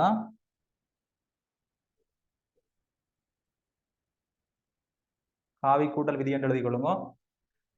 ஹெடிங்க போட்டுட்டு நான் தர நோட்ஸ் எழுதிக் கொள்ளுங்க. இல்ல ஏயும் பியும் சமன் இல்லை. நான் இதுல சும்மா சமன் மாதிரி கீறிக்கு இருக்கிறேன். ஏயும் பியும் சமன் இல்லை. சரிதானே?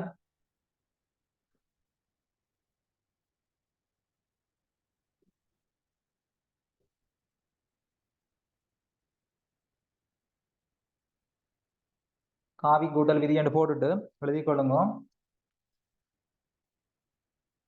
தரப்பட்ட காவிகளுள் ஏதாவது ஒன்று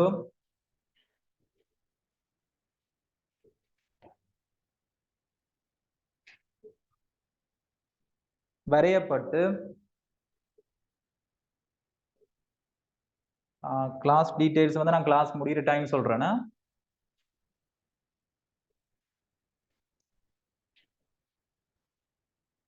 தரப்பட்ட காவிகளுள் ஏதாவது ஒன்று வரையப்பட்டு அது முடியும் இடத்திலிருந்து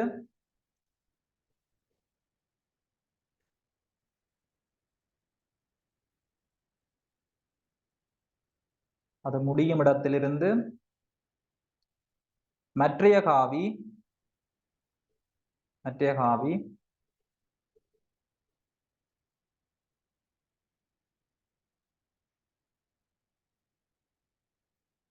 அதன் பருமனிலும் திசையிலும் போக்கிலும்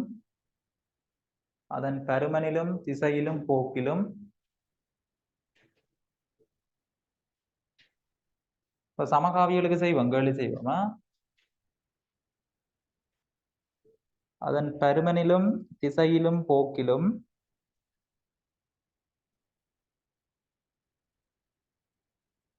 வரையப்பட்ட பின்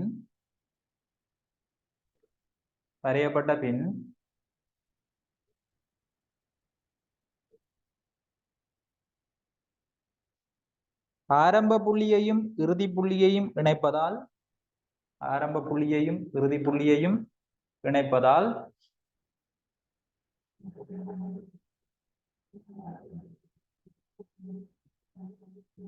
கிளாஸ் வந்து 9க்கு முடியும்.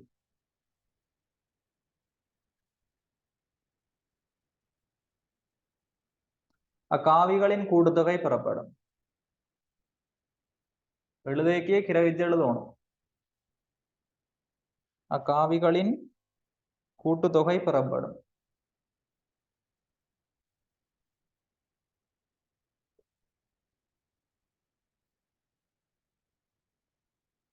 கவனமா கிரேச்சு எழுதுங்க. ரிப்பீட் பண்றதுன்றது சரி, திருப்பி ஒருக்கா சொல்றேன், கவனமாக கவனிங்கோ. தரப்பட்ட காவிகளுள் ஏதாவது ஒன்று வரையப்பட்டு அது முடியும் இடத்திலிருந்து மற்ற காவி அதன் பருமனிலும் திசையிலும் போக்கிலும் வரையப்பட்ட பின் ஆரம்ப புள்ளியையும் இறுதி புள்ளியையும் இணைப்பதால் அக்காவிகளின் கூட்டுத்தொகை பெறப்படும்.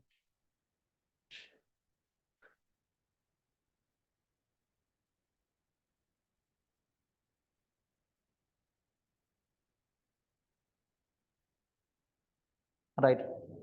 இதுக்கு இன்னும் நிறைய விஷயம் இருக்கு. போக்கு வந்து இப்ப இதுக்கு போக்கு சொல்றேன்டா எப்படி சொல்லிங்க சொல்லுங்க பாப்போம். இப்ப இந்த இதுண்ட விளைவு காவியின் பருமன் திசை போக்கு மூணு சொல்லணும். எப்படி சொல்றது? இங்க போக்கு வந்து சொல்ல இயலாது, என்னடா பேர் இல்ல தானே.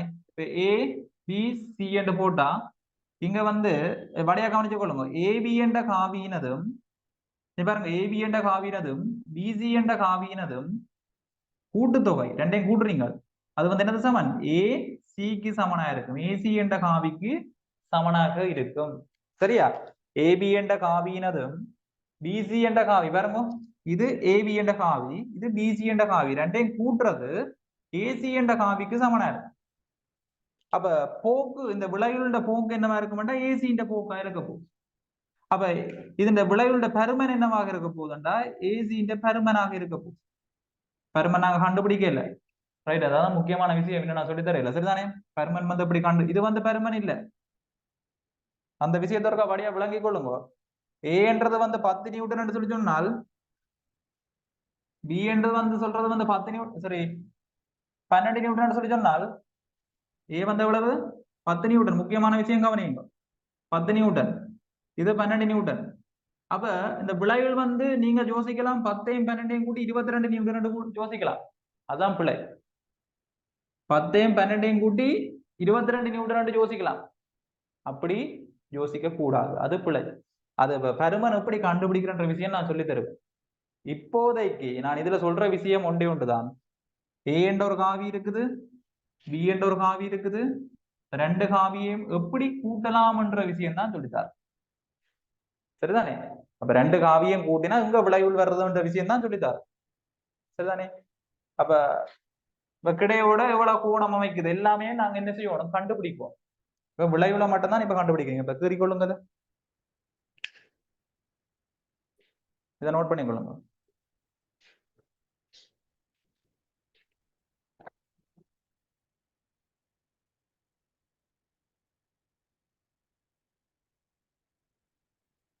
இப்ப இதுல நிறைய மெசேஜ் வருது. இப்ப எல்லாருக்கும் நான் ரிப்ளை பண்ணாண்டு இல்லை, இதுல பார்த்து தெரிஞ்ச மேல தெரிகிறாக்கள் தான் ரிப்ளை பண்றேன். பிறகு எல்லாருக்கும் ரிப்ளை பண்ண இல்லைன்றலாம் யோசிக்க கூடாது. அப்படி உங்களுக்கு அவசியமா இதாண்டா திருப்பி திருப்பி போட்டீங்கன்னா சரி.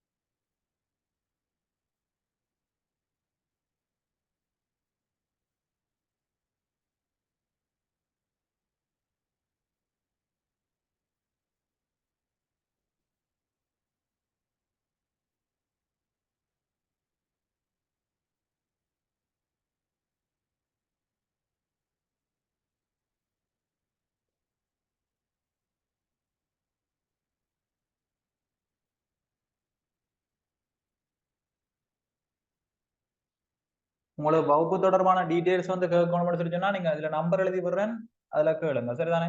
075 477 7209 075 477 7209. ரெண்டு மூணு பேர் மெசேஜ் பண்ணியிருந்தீங்க, அதுக்கு தான் போட்டிருக்கு. ரைட். அப்ப இதை நோட் பண்ணி முடிஞ்சா இப்ப நான் சொல்ற விஷயத்த முக்கியமா கவனிக்கணும். சைன் கோஸ்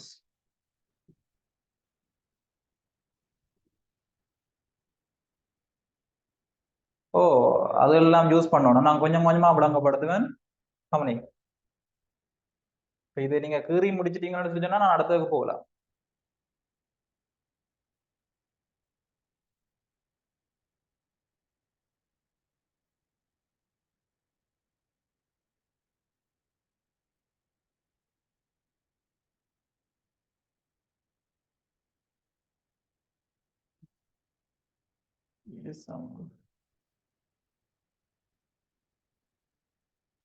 நீங்க சொல்ற விஷயங்கள் இன்னும் அங்கே தாண்டி போயிருக்குது.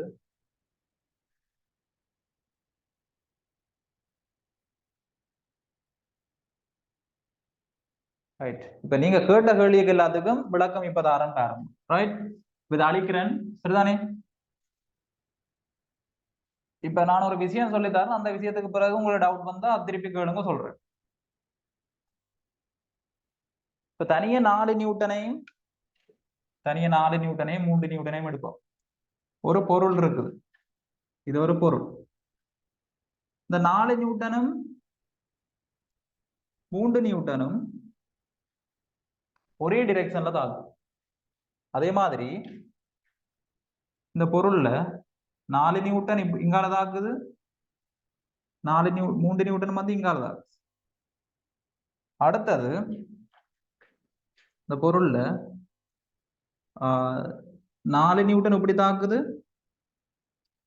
3 நியூட்டன் இப்படி தாக்குது. பாருங்க, ஒரே விசைகள் தான். ரைட். ஒரே விசைகள் தான். ஆனா விளைவுள் வந்து எப்படி மாறுபட போகுது, ரெண்டே கூட்டுற விதம் வந்து மாறுபட போகுது. பாருங்க, அதே மாதிரி இப்படி ஒன்று இருக்கு.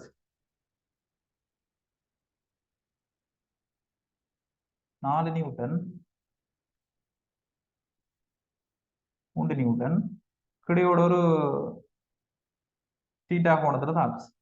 சரி, இப்படியான விஷயத்த ஒருக்கா பார்ப்போம்.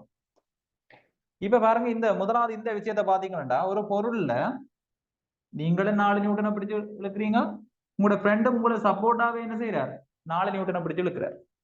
ரெண்டும் என்ன செய்யுது, ஒரே திசையில பிடிச்சு இழுக்கிறீங்க.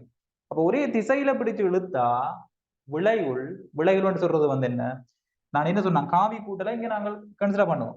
காவி கூட்டல் என்ன, ஒரு காவிய கீறி அது முடிகிற இடத்துல இருந்து மற்ற காவிய கீறும். 4 நியூட்டனை கீறி அது முடிகிற இடத்துல இருந்து 3 நியூட்டனை கீறணும்.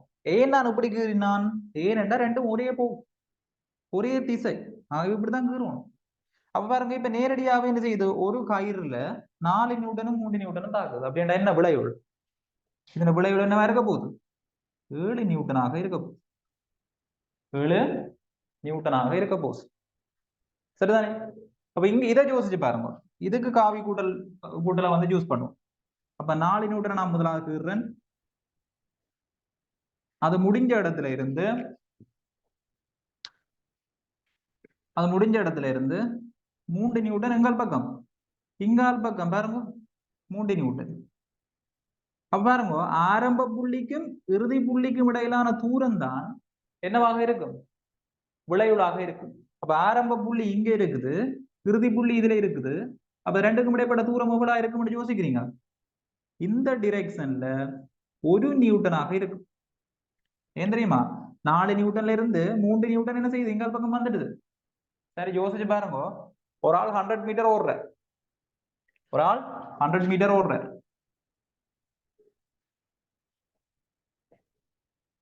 இதுல நிக்கிற ஒரு ஆள் வந்து 100 மீட்டர் போறார்.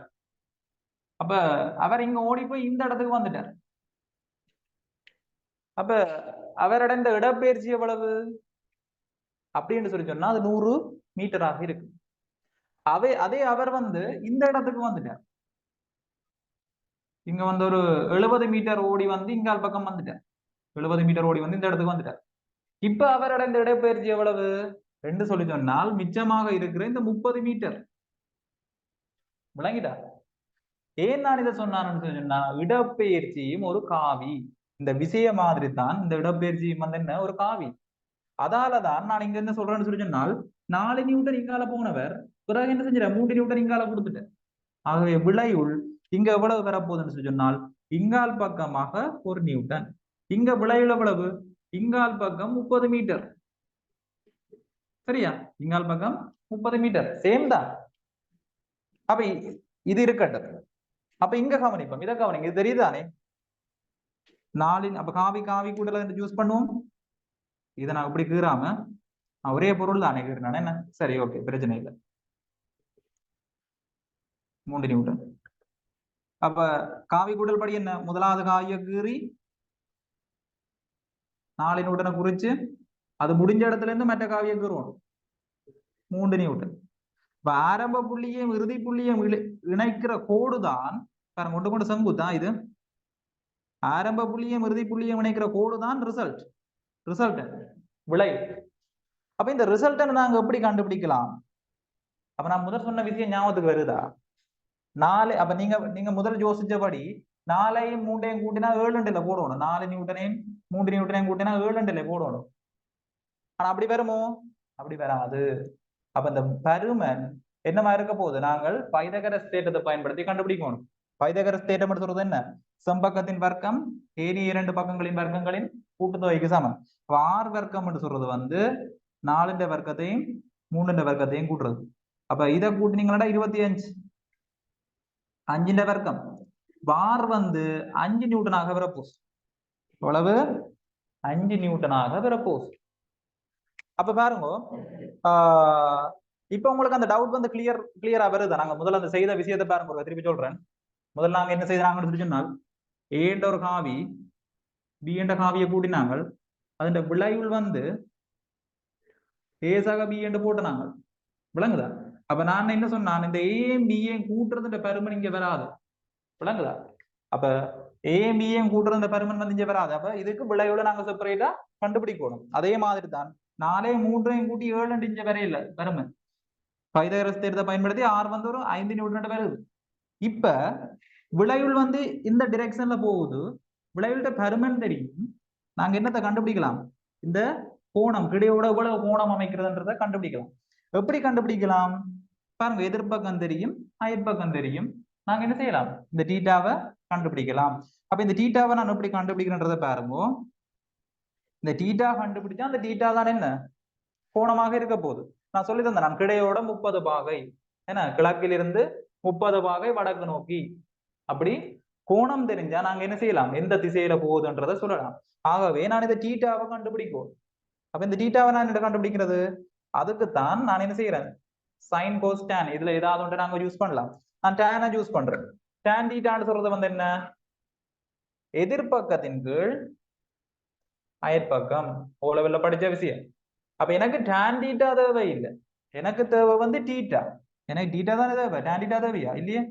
அப்ப டீட்டா தேவைன்னு சொல்லி சொன்னால் டேனை அங்கால பக்கம் கொண்டு வந்தா டேன் இன்வர்ஸ் பேர். தெரியாதவர்கள் தெரிஞ்சு கொள்ளுங்க. டேன் டீட்டாண்டில் இருக்குது. அந்த டீட்டாவை நாங்க வச்சுக்கொண்டு டீட்டா தான் தேவை எனக்கு. இந்த டேனை நான் அங்கால கொண்டு போனேன்டா டேன் இன்வர்ஸ் பேர். டேன் இன்வர்ஸ் 3/4 பேர்.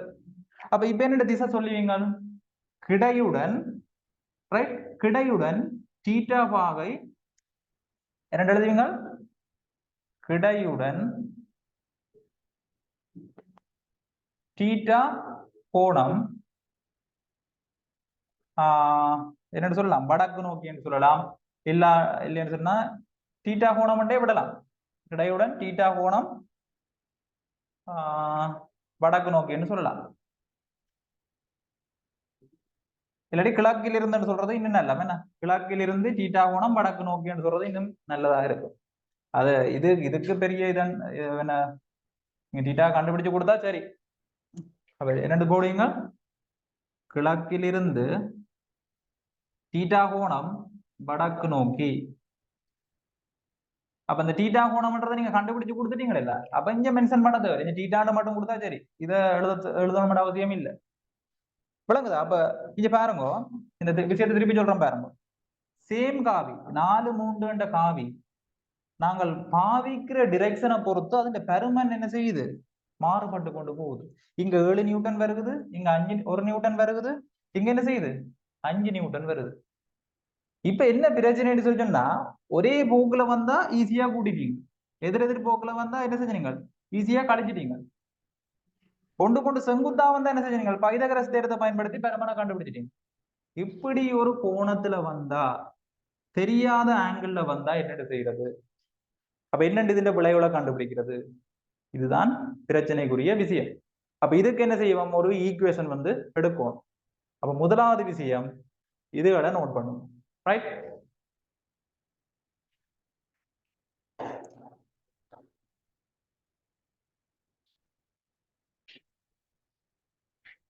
போர்ட் கிளியர் இல்லையா, வேற யாருக்கு போர்ட் கிளியர் இல்ல?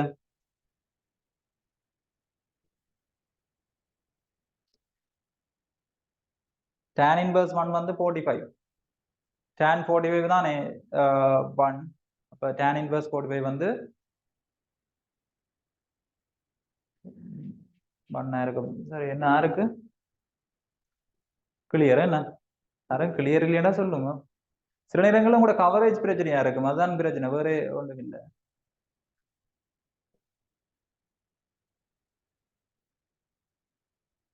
போட்டை ஜூம் பண்ணவா, இதை விட ஜூம் பண்ணா ஒழுங்கா இருக்கான்னு நினைக்கிறேன்.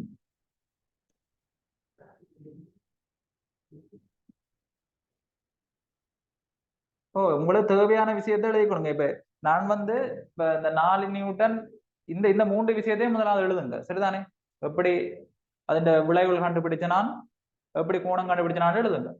தேவையான விஷயம் தானே இது. ஓகே, இந்த வியூ ஓகேன்னு சொல்றீங்க என்ன? ஓகே,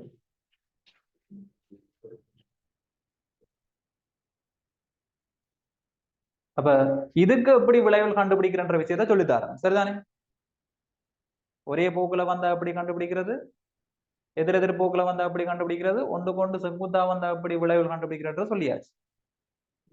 ரைட், இங்க ஒரு குறிப்பிட்ட கோணத்துல தாங்கினா அப்படி என்றதை கண்டுபிடிக்கும்.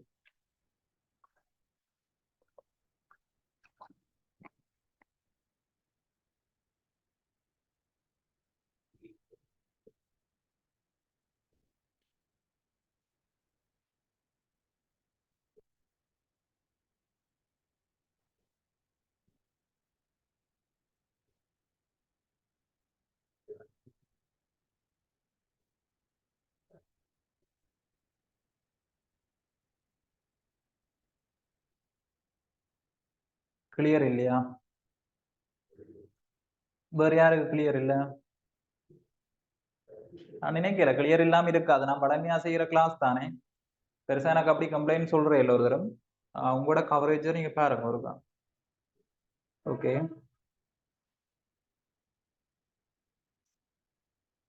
கிளியர் என்ன? Okay,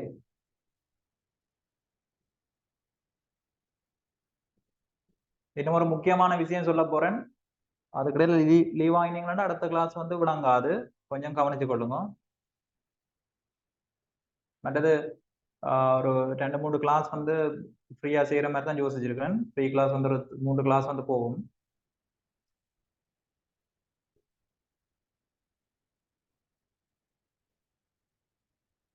okay, thank you.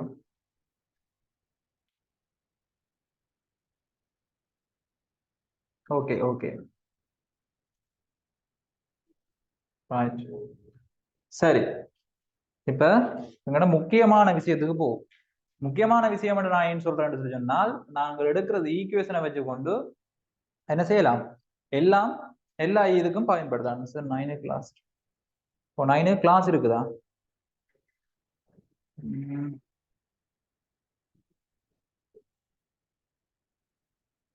ஓகே, எழுதி முடியுங்க. 9 கிளாஸ் இருக்குதா? அப்ப 9 கிளாஸ் இருந்தா ரெக்கார்டிங்க வாங்கி எடுங்க, என்ன ரெக்கார்டிங் தருவாங்களானே, ரெக்கார்டிங்க வாங்கி எடுங்க.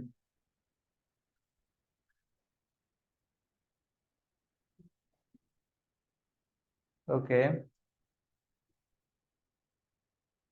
கொஞ்சம் கிளியரா கொஞ்சம் வேகமா எழுதி கொள்ளுங்க என்ன. ரைட்,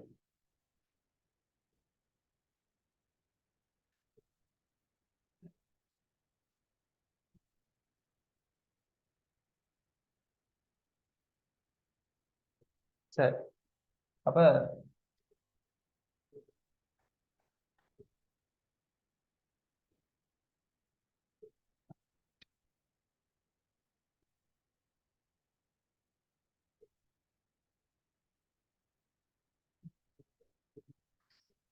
அப்ப எங்களை பிரச்சனையா இருந்தது இந்த இதுதான் பிரச்சனை.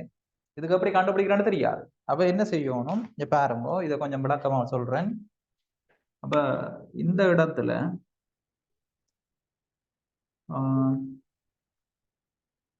ஏ என்ற காவி தான், இதை விடுங்க. இதுல வந்து பி என்ற காவி, ஏ வேணா ஒரு பி கமக்கி கொண்டு போடுவோம். என்ன நடுக்க ஏ பாவிக்க கூடாது தானே. பி என்ற காவி கியூ என்ற காவி தாக்கு, தீட்டா என்ற கோண இடைவெளியில தாக்கு. முதலாவது இந்த விஷயம் பாருங்க, இது ரெண்டும் சேம் என்ற விஷயம் உங்களுக்கு விளங்குதா? ரெண்டும் சேம் என்ற விஷயம் வந்து விளங்குதா உங்களுக்கு? ஏன் நான் சேம் என்று சொல்றேன்டா, இந்த 4 நியூட்டன் வந்து நீங்க இப்படி தள்ளுறீங்களோ, இந்த 4 நியூட்டன் இப்படி தள்ளினா என்ன, இல்லாடி அங்க பிடிச்சு இங்க பிடிச்சு இழுத்தா என்ன, ரெண்டும் சேம் தான். விளங்குதா? 4 நியூட்டனை பிடிச்சு இப்படி தள்ளினா என்ன, இழுத்தா என்ன, ரெண்டும் சேம் தான். அதே மாதிரி பாருங்க, ஒரு புள்ளியில இருந்து 2 விசதாக்கும், ஒரு புள்ளியில இருந்து 2 விசதாக்குது. அப்ப யோசிச்சு பாருங்க, இந்த ஒரு புள்ளியில இருந்து 2 விசதாக்கினா அதுல விளைவுலங்க வரணும் 2 காவிக்கும் இடையில, 2க்கும் இடையாலதான் போகும். அப்ப எப்படி வருதுன்னு பார்ப்போம். அப்ப இந்த கவனிங்க, அப்ப நான் காவி கூட்டல் விதியை இங்க பயன்படுத்த போறேன். முதலாவது என்ன செய்யணும், முதலாவது அந்த ஒரு காவிய கீறி, சரியோ, பருமல்லையும் திசையிலையும் போக்கிலையும் சமனான காவிய கீறி அடுத்த காவியையும் அப்படியே என்ன செய்யணும், கீறணும். கிடையோட அதை விட கோணம் தீட்டா கோணம், கிடையோட விட கோணம் தீட்டா கோணம். அப்ப இங்க விளைவுன்னு சொல்றது வந்து இது, விளைவுன்னு சொல்றது வந்து இங்க எதுன்னு சொல்லி சொன்னால் இதுதான் விளைவாக இருக்க போகுது. ஆரம்பத்தையும் இறுதியையும் இணைக்கிறது தான் விளைவுள் ஆறாக இருக்க போகுது. கிளியரோ? அப்ப எனக்கு இந்த ஆறை கண்டுபிடிக்கணும், அதானே விஷயம். சரிதானே? பாருங்க, செங்குத்தா வந்தா பிரச்சனை இல்லை, பைதகரஸ் தேற்றத்தை பயன்படுத்தி என்ன செஞ்சலாம், நேரடியாக கண்டுபிடிச்சிட்டு போகலாம் முதல் செய்த மாதிரி. அப்ப இப்படி வந்துட்டு என்னென்ன கண்டுபிடிக்கிறது, அப்ப நாங்க இங்க என்ன செய்யணும்னா ஒரு அமைப்புக்கு வருவோம். ரைட்? என்ன அமைப்புண்டா, இதுல இருந்து இதுக்கு செங்குத்தொண்டு கீறுமா, தெரியுதா அதுல கீறுறது? ரைட்? இதுல ஒரு செங்குத்தொண்டு கீறுமா, கீறி போட்டு அதுக்கு பேர் ஒன்று வைங்க. என்ன பேர் வைக்கலாம்? ஏபிசிடி என்று பேரை வைங்க. ABCD. ரைட்? இப்ப பாருங்க, இதை கண்டுபிடிக்கணும் என்று சொன்னால் இது ஒரு பெரிய என்னது செங்கோண முக்கோணி பாருங்க. அப்ப இந்த பெரிய செங்கோண முக்கோணில நான் என்ன செய்யலாம், பைதகரஸ் தேற்றத்தை பயன்படுத்தலாம். எப்படி பயன்படுத்தலாம்? செம்பக்கத்தின் வர்க்கம் ஏசியின் வர்க்கம் ஈக்குவல் சிடியின் வர்க்கம் பிளஸ் ஏடியின் வர்க்கம். அப்ப பாருங்க, இதை நான் எழுதுறேன். ஏசியின் வர்க்கம் ஈக்குவல் டு ஏடியின் வர்க்கம், அடுத்தது சிடியின் வர்க்கம். வடிவேலரும் கவனிங்க, பெரிய செங்கோண முக்கோணிக்கு பைதகரஸ் தேற்றத்தை பயன்படுத்தி இருக்கு. இப்ப இதுல அந்த ஏடி என்றவர் யாருன்னு சொல்லி சொன்னால், ஏடி என்றது வந்து யாருன்னு சொல்லி சொன்னால் காவி என்று போடலாம். ஏடி என்ற காவி யாருன்னு சொல்லி சொன்னால் ஏபி என்ற காவியையும் பிடி என்ற காவியை கூட்டுறது சமம். ஏபி என்ற காவியையும் பிடி என்ற காவியையும் கூட்டுறதுக்கு சமம். விளங்குதோ? ஏபி என்ற காவியையும் பிடி என்ற காவியையும் கூட்டினா மாறதுதான் இந்த ஏடி என்ற காவி. அப்ப நான் என்ன செய்யலாம், இந்த ஏடி வர்க்கத்துக்கு பதிலாக இவ ரெண்டு பேர்டையும் வர்க்கம் வந்து எழுதலாம். எழுதலாமே இல்லையோ? எழுதலாம். ஏடி என்ற வர்க்கத்துக்கு பதிலாக ஏபி சக பிடி அது இந்த வர்க்கம் வந்து எழுது. அங்கால என்ன கிடக்குது, சிடி வர்க்கம். அப்ப உங்களுக்கு இன்னொன்று தெரியணும், ஏ சக பி முழுவதின் வர்க்கம், இதுல விரிவென்ன, ஏ இந்த வர்க்கம் சக 2ab சக பி இந்த வர்க்கம். இது ஓ லெவல்ல படிச்ச விஷயம். அதே கான்செப்டை யூஸ் பண்ணி தான் நான் இங்க என்ன செய்ய போறேன், சுருக்க போறேன். ஈக்குவலா நான் இதுல எழுதுறேன்னா கொஞ்சம் மறைக்கி எழுதுறேன். அப்ப என்ன வரும், ஏ இந்த வர்க்கம், அப்ப ஏபி இந்த வர்க்கம் சக 2 தரம் ஏபி into BD.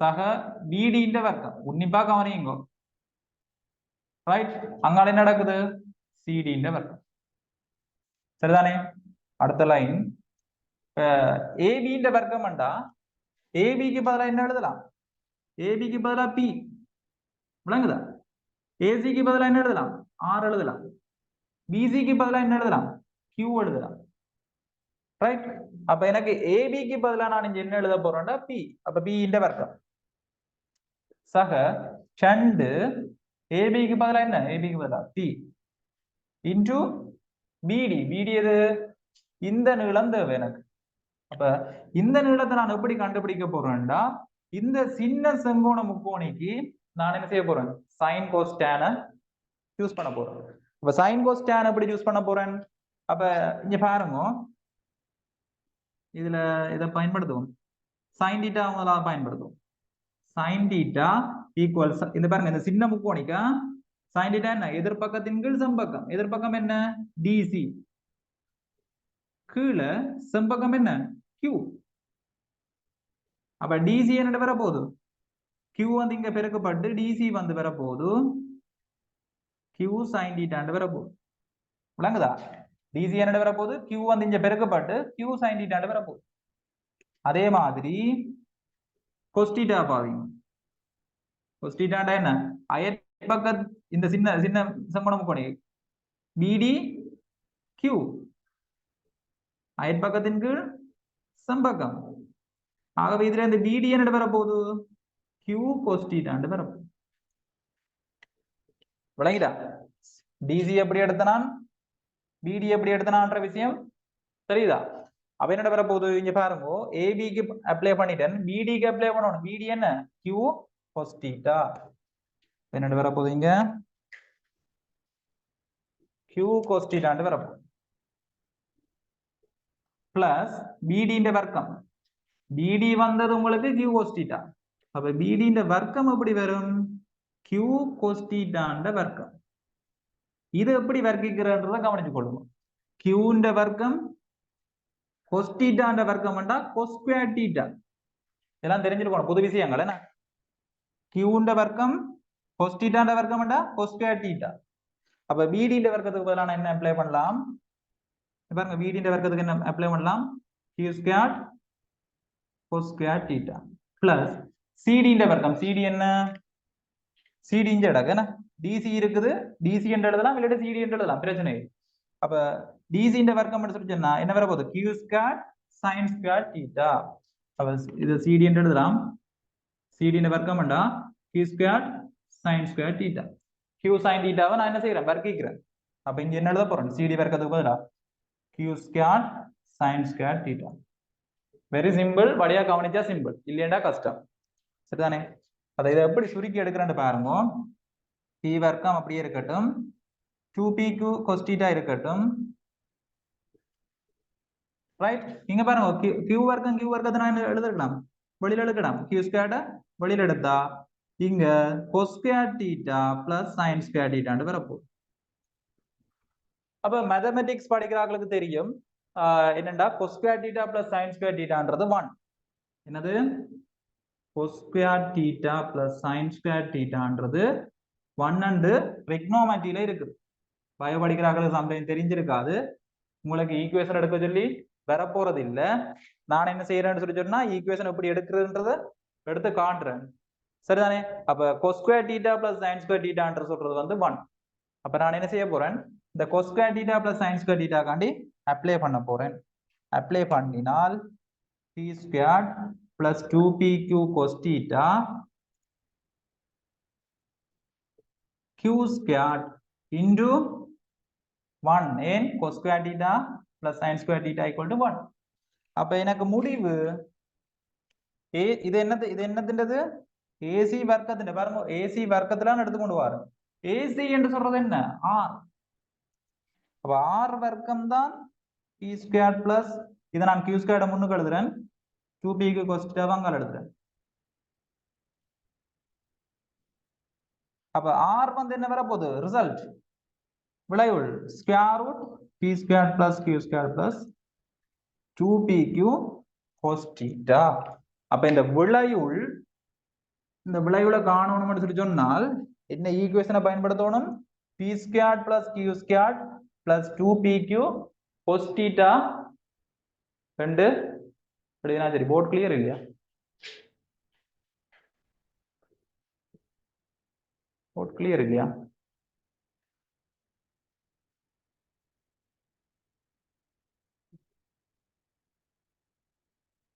கிளியர்.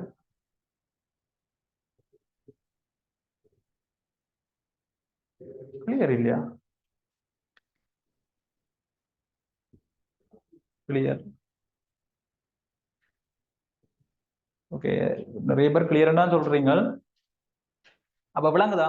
அப்ப விளைவுள் கண்டுபிடிக்கணும் சொல்லி சொன்னால் எங்களோட ஈக்குவேஷன் என்ன பாவிக்கணும்? Square root P square plus Q square plus 2pq cos theta. அப்ப இங்க pq என்று சொல்றது என்ன? நாங்க பாவிக்கிற பாவிகள். p என்ற விசை, q என்ற விசை. இப்போ p என்ற விசையும் q என்ற விசையும் தீட்டா கோணத்தில் தாக்கினால், பாருங்க திருப்பி சொல்றேன், ஒரு புள்ளியில் p என்ற விசையும் q என்ற விசையும் தீட்டா கோணத்தில் தாக்கினால் அதன் விளைவுள் யாது? விளைவுள் யாதுன்னு சொல்லி சொன்னால் r equal square root p square plus q square plus 2pq cos theta என்றதால தரப்படும். அப்ப பாருங்க, இப்ப pக்கு வந்து 10 நியூட்டன், qக்கு வந்து 12 நியூட்டன் சொன்னா நீங்க என்ன செய்யணும்? pக்கு பதிலா 10 நியூட்டனையும் qக்கு பதிலா 12 நியூட்டனையும் என்ன செய்யணும்? அப்ளை பண்ணணும். ஒரு தீட்டா வந்து 30 பாகைன்னு சொல்லி சொன்னா இங்க 30 பாகை என்ன செய்யணும்? அப்ளை பண்ணணும். அப்ளை பண்ணா என்ன வரும்? உங்களுக்கு ரிசல்டன் வரும். ஆர் வந்து நேரடியா வரும்.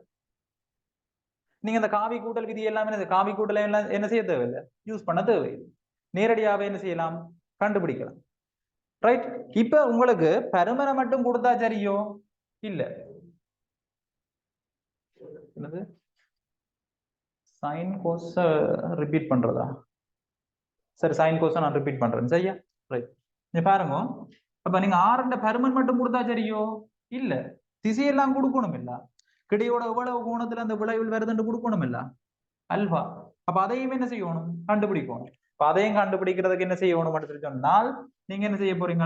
எதிர்பக்கத்தின் அயற்பக்கம் வந்து tan theta, tan அல்வா வந்து யூஸ் பண்ணி அல்வாவை கண்டுபிடிக்கலாம். சரிதானே? அப்ப இதுல வந்து சைன் கோஸ் யூஸ் பண்ணது வந்து விலங்கையில போல நடக்குது. அப்ப சைன் என்று சொல்லி சொன்னா என்னன்னு சொல்லி சொன்னால் எதிர்பக்கத்தின் கீழ் செம்பக்கம். எதிர்பக்கம்ன்றது டிசி இல்லாட்டி சிடி என்று போடலாம். செம்பக்கம்ன்றது கியூ. சரிதானே? அதுல இருந்து டிசியை கண்டுபிடிக்கிறேன்னு சொல்லி சொன்னால் கியூவால பெருக்கினா கியூ சைன் தீட்டான்னு வரும். அப்ப டிசியை கண்டுபிடிச்சாச்சு. அடுத்தது உங்களுக்கு என்ன கண்டுபிடிக்கணும்? அடுத்த கொஸ்டீட்டா பயன்படுத்தும். கொஸ்டீட்டான்னு சொல்றது வந்து அயற்பக்கத்தின் கீழ் செம்பக்கம். அயற்பக்கம் என்ன? இதுதான் பி டி. செம்பக்கம் என்ன? பிசி. அதுல பெருமை தெரியும் கியூ. அதுல இருந்து பிடியை கண்டுபிடிக்கலாம். Q cos theta. அதை கொண்டு வந்து அப்ளை பண்ணான். அப்ளை பண்ணீங்களா என்ன? கியூ வர்க்கத்தை கொமனாடு கேட்கல, கொஸ் வர்க்கம் பிளஸ் சைன் வர்க்கம் வருது. கொஸ் வர்க்கம் பிளஸ் சைன் வர்க்கம் சொல்றது ஒன்று ரிக்னோமெட்ரியில இருக்குது. சரிதானே? அப்ப அதை சிம்பிளை பண்ணி இப்படி எடுத்தான். ரைட், டக்குன்னு நோட் பண்ணுங்க ஆகும்.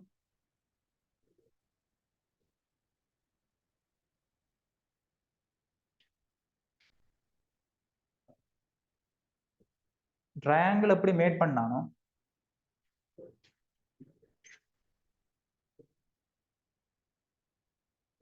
ஈக்குவேஷன் மட்டும், ஓமோ ஈக்குவேஷன் மட்டும் யூஸ் பண்ணா சரி. நான் சும்மா உங்களுக்கு விளங்கணும். ஓ, இப்ப என்னண்டா, இப்ப நான் ஏன் வந்து செங்கோண முக்கோணியை நான் உருவாக்கணும்னு யோசிச்சு சொன்னால் நீங்க வடிவா யோசிச்சு பாருங்க. அந்த 4 நியூட்டன் 3 நியூட்டனோட கேள்வி நாங்க செய்தாங்க இல்லை? கொண்டு செங்குத்தா வரைகள் என்ன செஞ்சாங்க? பைதகரஸ் தேற்றத்தை பயன்படுத்தி என்ன செஞ்சாங்க? ஈஸியா கண்டுபிடிச்சாங்க தானே? இப்ப அதாலதான் நான் என்ன செஞ்சேன்? நான் ஒரு அமைப்பு ஒன்று போட்டுனான், செங்கோண முக்கோணி ஒன்று போட்டுனான். ரைட்டா? செங்கோண முக்கோணி ஒன்று கிரியேட் பண்ணி என்ன செய்யறேன்? ஆர் வந்து கண்டுபிடிக்கிற ஒரு ஈக்குவேஷன் எடுத்திருக்கிறேன். இதுல நிறைய விளங்காதாக்கள் ஒன்றை பற்றியும் யோசிக்க தேவையில்லை. இந்த ஈக்குவேஷனை மட்டும் பாடமாக்கி வச்சிருந்தா சரி. ஈக்குவேஷனை கண்ணை மூடிக்கொண்டு பாவிக்க கூடாது. பி கம கியூன்றது எப்படி வந்தா எப்படி பாவிக்கணும்ன்ற விஷயம் தெரியும். சரிதானே? முதலாவது இதை எழுதி நோட் பண்ணி கொள்ளுங்க. கேள்வியல் செய்யக்குள்ள விளங்கும்படி தான்.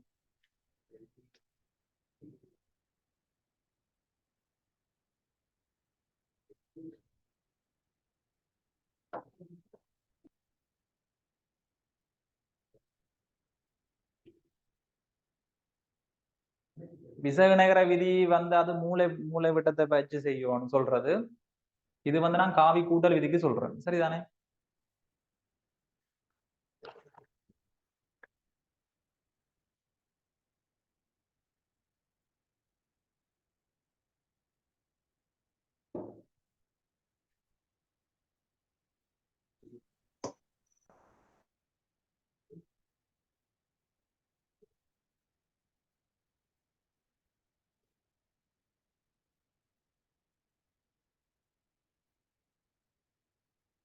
எழுதினா அடுத்த அடுத்த கிளாஸ் எப்படின்னு கேட்டு இதன் சரிதானே? இந்த கிளாஸ் காணும். ஓகே, தேங்க்யூ வெரி மச் வந்து ஜாயின் பண்ணாங்களுக்கு. கிளாஸ் எப்படின்ற விஷயத்த வந்து நீங்க வந்து குரூப்ல வந்து சொல்றேன்டா சொல்லலாம்.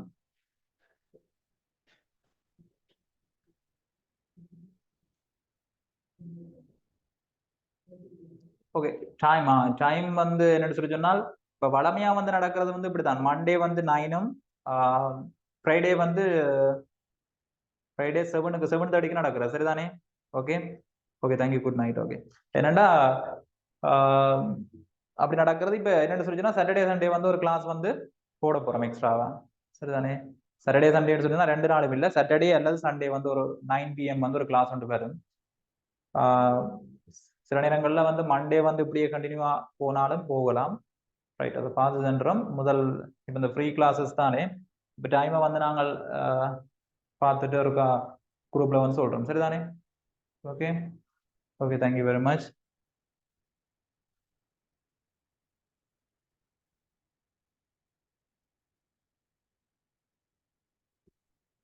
ஓ, இது இந்த விதம் மற்றது இந்த அல்பா வந்து வீட்டை கண்டுபிடிக்கும். சரிதானே?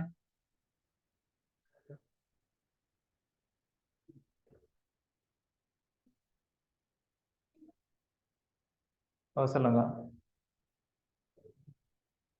ரைட், ஓகே, நீங்க எழுதாக்கள் எழுதுங்க. ரைட், எழுதிக்கொள்ளுங்க. நிறைய பேர் எழுதாம இருக்கிறீங்க, அவரோட எழுதுங்க, பிரச்சனை.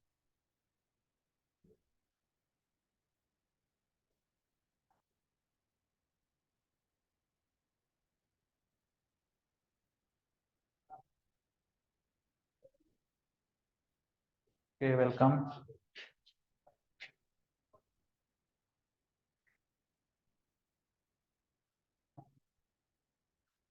ஓ, 3 days. Okay, thank you.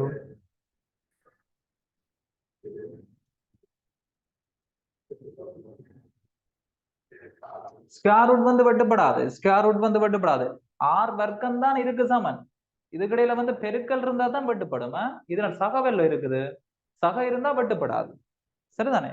நீங்க இந்த இந்த ஈக்குவேஷனை மட்டும் நீங்க பாடமாகுங்க. நிறைய கிளியர் இல்லாதாக்கள் இந்த ஈக்குவேஷனை மட்டும் பாடமாகுங்க. அடுத்து வீட்டை வந்து இந்த அல்பாவை கண்டுபிடிங்க. சரிதானே? அல்பான்றது என்ன? இந்த விளைவுள் அமைக்கிற கோணமும் எங்களுக்கு தேவைதானே? என்னடா விளைவுள் வந்து ஒரு காவி தானே, காவின்ற கோணமும் வந்து எங்களுக்கு தெரிஞ்சிருக்கணும். சரிதானே? ஓகே, நான் வந்து எழுதாதாக்களுக்கு வெயிட் பண்றேன். எழுதினாக்கள் லீவ் ஆகுவேன்.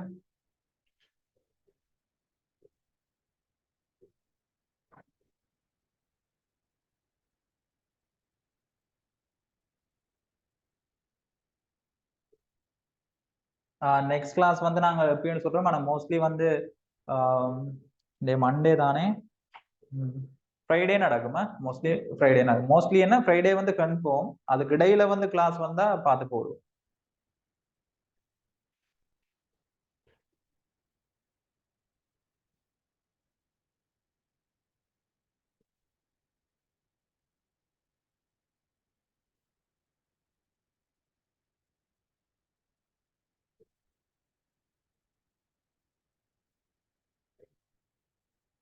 யாராவது எழுத இருக்குதா?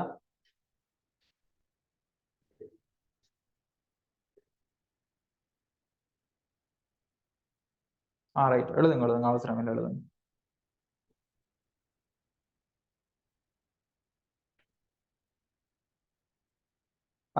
பிஃபோர் ஃப்ரைடே வந்து போட சான்ஸ் இல்லை. என்னன்னு சொல்லி நான் மற்ற கிளாஸஸ் எல்லாம் இருக்குதானே, கொஞ்சம் கஷ்டம் தான் யோசிக்கிறேன். பார்ப்போம். பிஃபோர் ஃப்ரைடே வந்து கஷ்டம். மோஸ்ட்லி வந்து ஃப்ரைடே தான் நடக்கும்.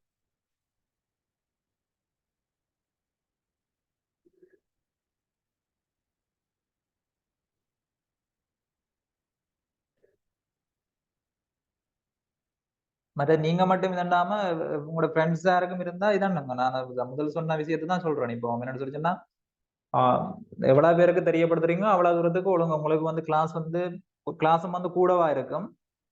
மற்றது வந்து இன்னும் கொஞ்சம் பெர்ஃபெக்டா இருக்கும். ரைட்டா?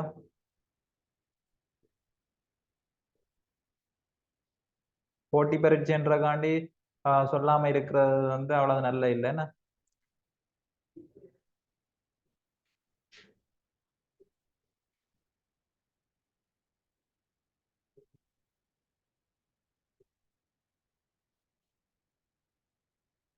மண்டேக்கும் ஃப்ரைடேக்கும் இடையில சரி பார்ப்போம், பார்த்து போடுவோம். அப்படின்னா சாட்டர்டே சண்டே வந்து வராது.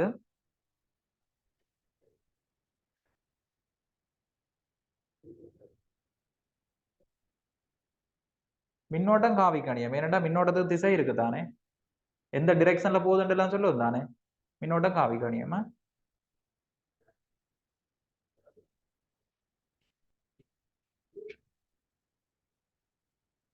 கிளாஸ் எப்படி ஜாயின் ஆகுறது? ஜாயின் நீங்க வந்து இப்ப இப்ப இப்ப ஃப்ரீ கிளாஸஸ் தானே, இன்றைக்கு எப்படி ஜாயின் ஆகினீங்களோ அப்படியே ஜாயின் ஆகுங்கோ. அப்படி ரெண்டு சொல்லி சொன்னால் இந்த நம்பருக்கு கால் பண்ணி கதையுங்கோ. குரூப்ல இருப்பீங்கன்னு நினைக்கிறேன். அப்ப குரூப்ல இருக்கிற அட்மின் ஆவியோட கதையுங்கோ. சரிதானே?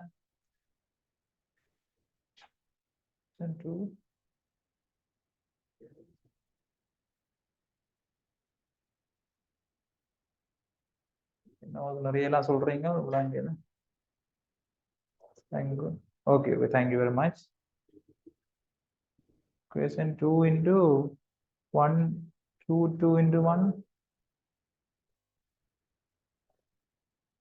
யூனிட் 1 நோட்ஸ் வந்து நீங்க எனக்கு அந்த கொஷன் அதில் கேட்டாக்கள் கொஞ்சம் விளங்க இல்லை. என்னோட சொல்லுச்சுன்னா யூனிட் 1 நோட்ஸ் வந்து நீங்கள் வீடியோஸ்ல கொஞ்சம் பார்க்கணும். இல்லையா இந்த கிளாஸுக்கு அட்டென்ட் பண்ணாங்க உங்களுக்கு யாரும் தெரிஞ்சாக்கள் அவங்கள்ட்ட தான் எடுக்கணும் பாருங்க. இல்லாட்டி வீடியோ வந்து நீங்க அவங்ககிட்ட கேட்டு எடுக்கணும். நீங்க காவிய கழிக்கிறெல்லாம் இருக்குது, நிறைய விஷயம் இருக்குது, நான் சொல்லி தருவேன். இப்ப முதலாவது கிளாஸ் என்ன போட்டிருக்கிறீங்க? அடர்த்தி வந்து எண்ணிக்கணியம் என்ன? அடர்த்தி வந்து எண்ணிக்கணியம் இன்னும் எழுதல. ஓகே, எழுதாக எழுதிக்கொள்ளுமோ. குயிக்கா கொஞ்சம் எழுத இதை ட்ரை பண்ணுங்க. ஆறு ஒரு ஆள் 2-3 தூரம் திருப்பி போட்டு நீங்கள் பாரம் போறோமோ.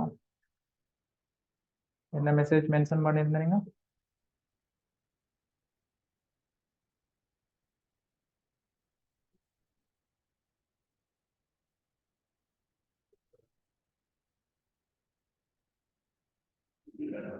முக்கோண ஓ, இருக்கு இருக்கு இருக்கு, எல்லாம் இருக்குது. இப்ப நான் முதலாவது கிளாஸ் தானே, நிறைய விஷயம் இருக்குது நம்ம படிப்பிக்கிறதுக்கு. சரிதானே? இப்ப ஜஸ்ட் இது இந்த விஷயம் வந்து விளங்கினா சரி, இது விளங்கினா இப்ப இன்னும் நிறைய விஷயங்கள் இருக்கு நான் சொல்லி தர்றதுக்கு. காவிய கூட்ட போறீங்களா, அவ்வளவுதான். ஓ, எக்ஸாம் கொண்டு வைக்கணும். யூனிட் 1க்காம் வைக்கணும்.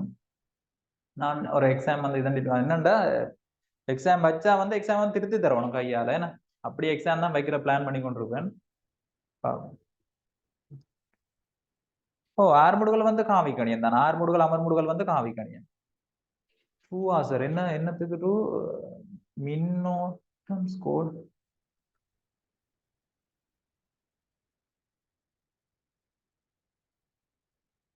மின்னோட்டம் எண்ணிக்கணியம் மட்டும் சொல்லி தந்தனாடா நான் இல்லையே.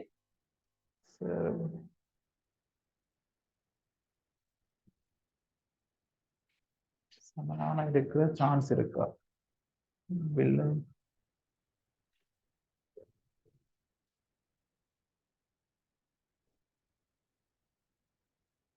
விளங்கல நீங்க இருக்கிற வெப்பநிலை. ஓ, வெப்பநிலை எண்ணிக்கணியம். Okay, thank you very much. ஆறு முடியும். ஆறு ஒரு ஆளுக்கு வேலைக்கு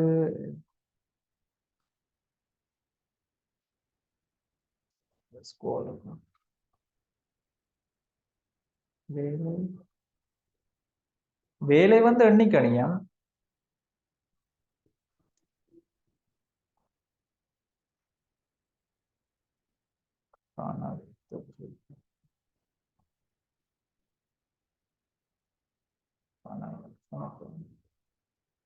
ஓ, கணத்தாக்கும் காவி, என்னடா உந்தங்காவி என்றபடியா கணத்தாக்கும் காவி, சரிதானே? இப்படி நிறைய இப்ப என்ன பிரச்சனைன்னு சொல்லிச்சுன்னா, இந்த இந்தியா கிளாஸோடய நீங்க காவி எண்ணிய பெருக்கி படிக்கிற விஷயம் வந்து முடிய போறீங்க.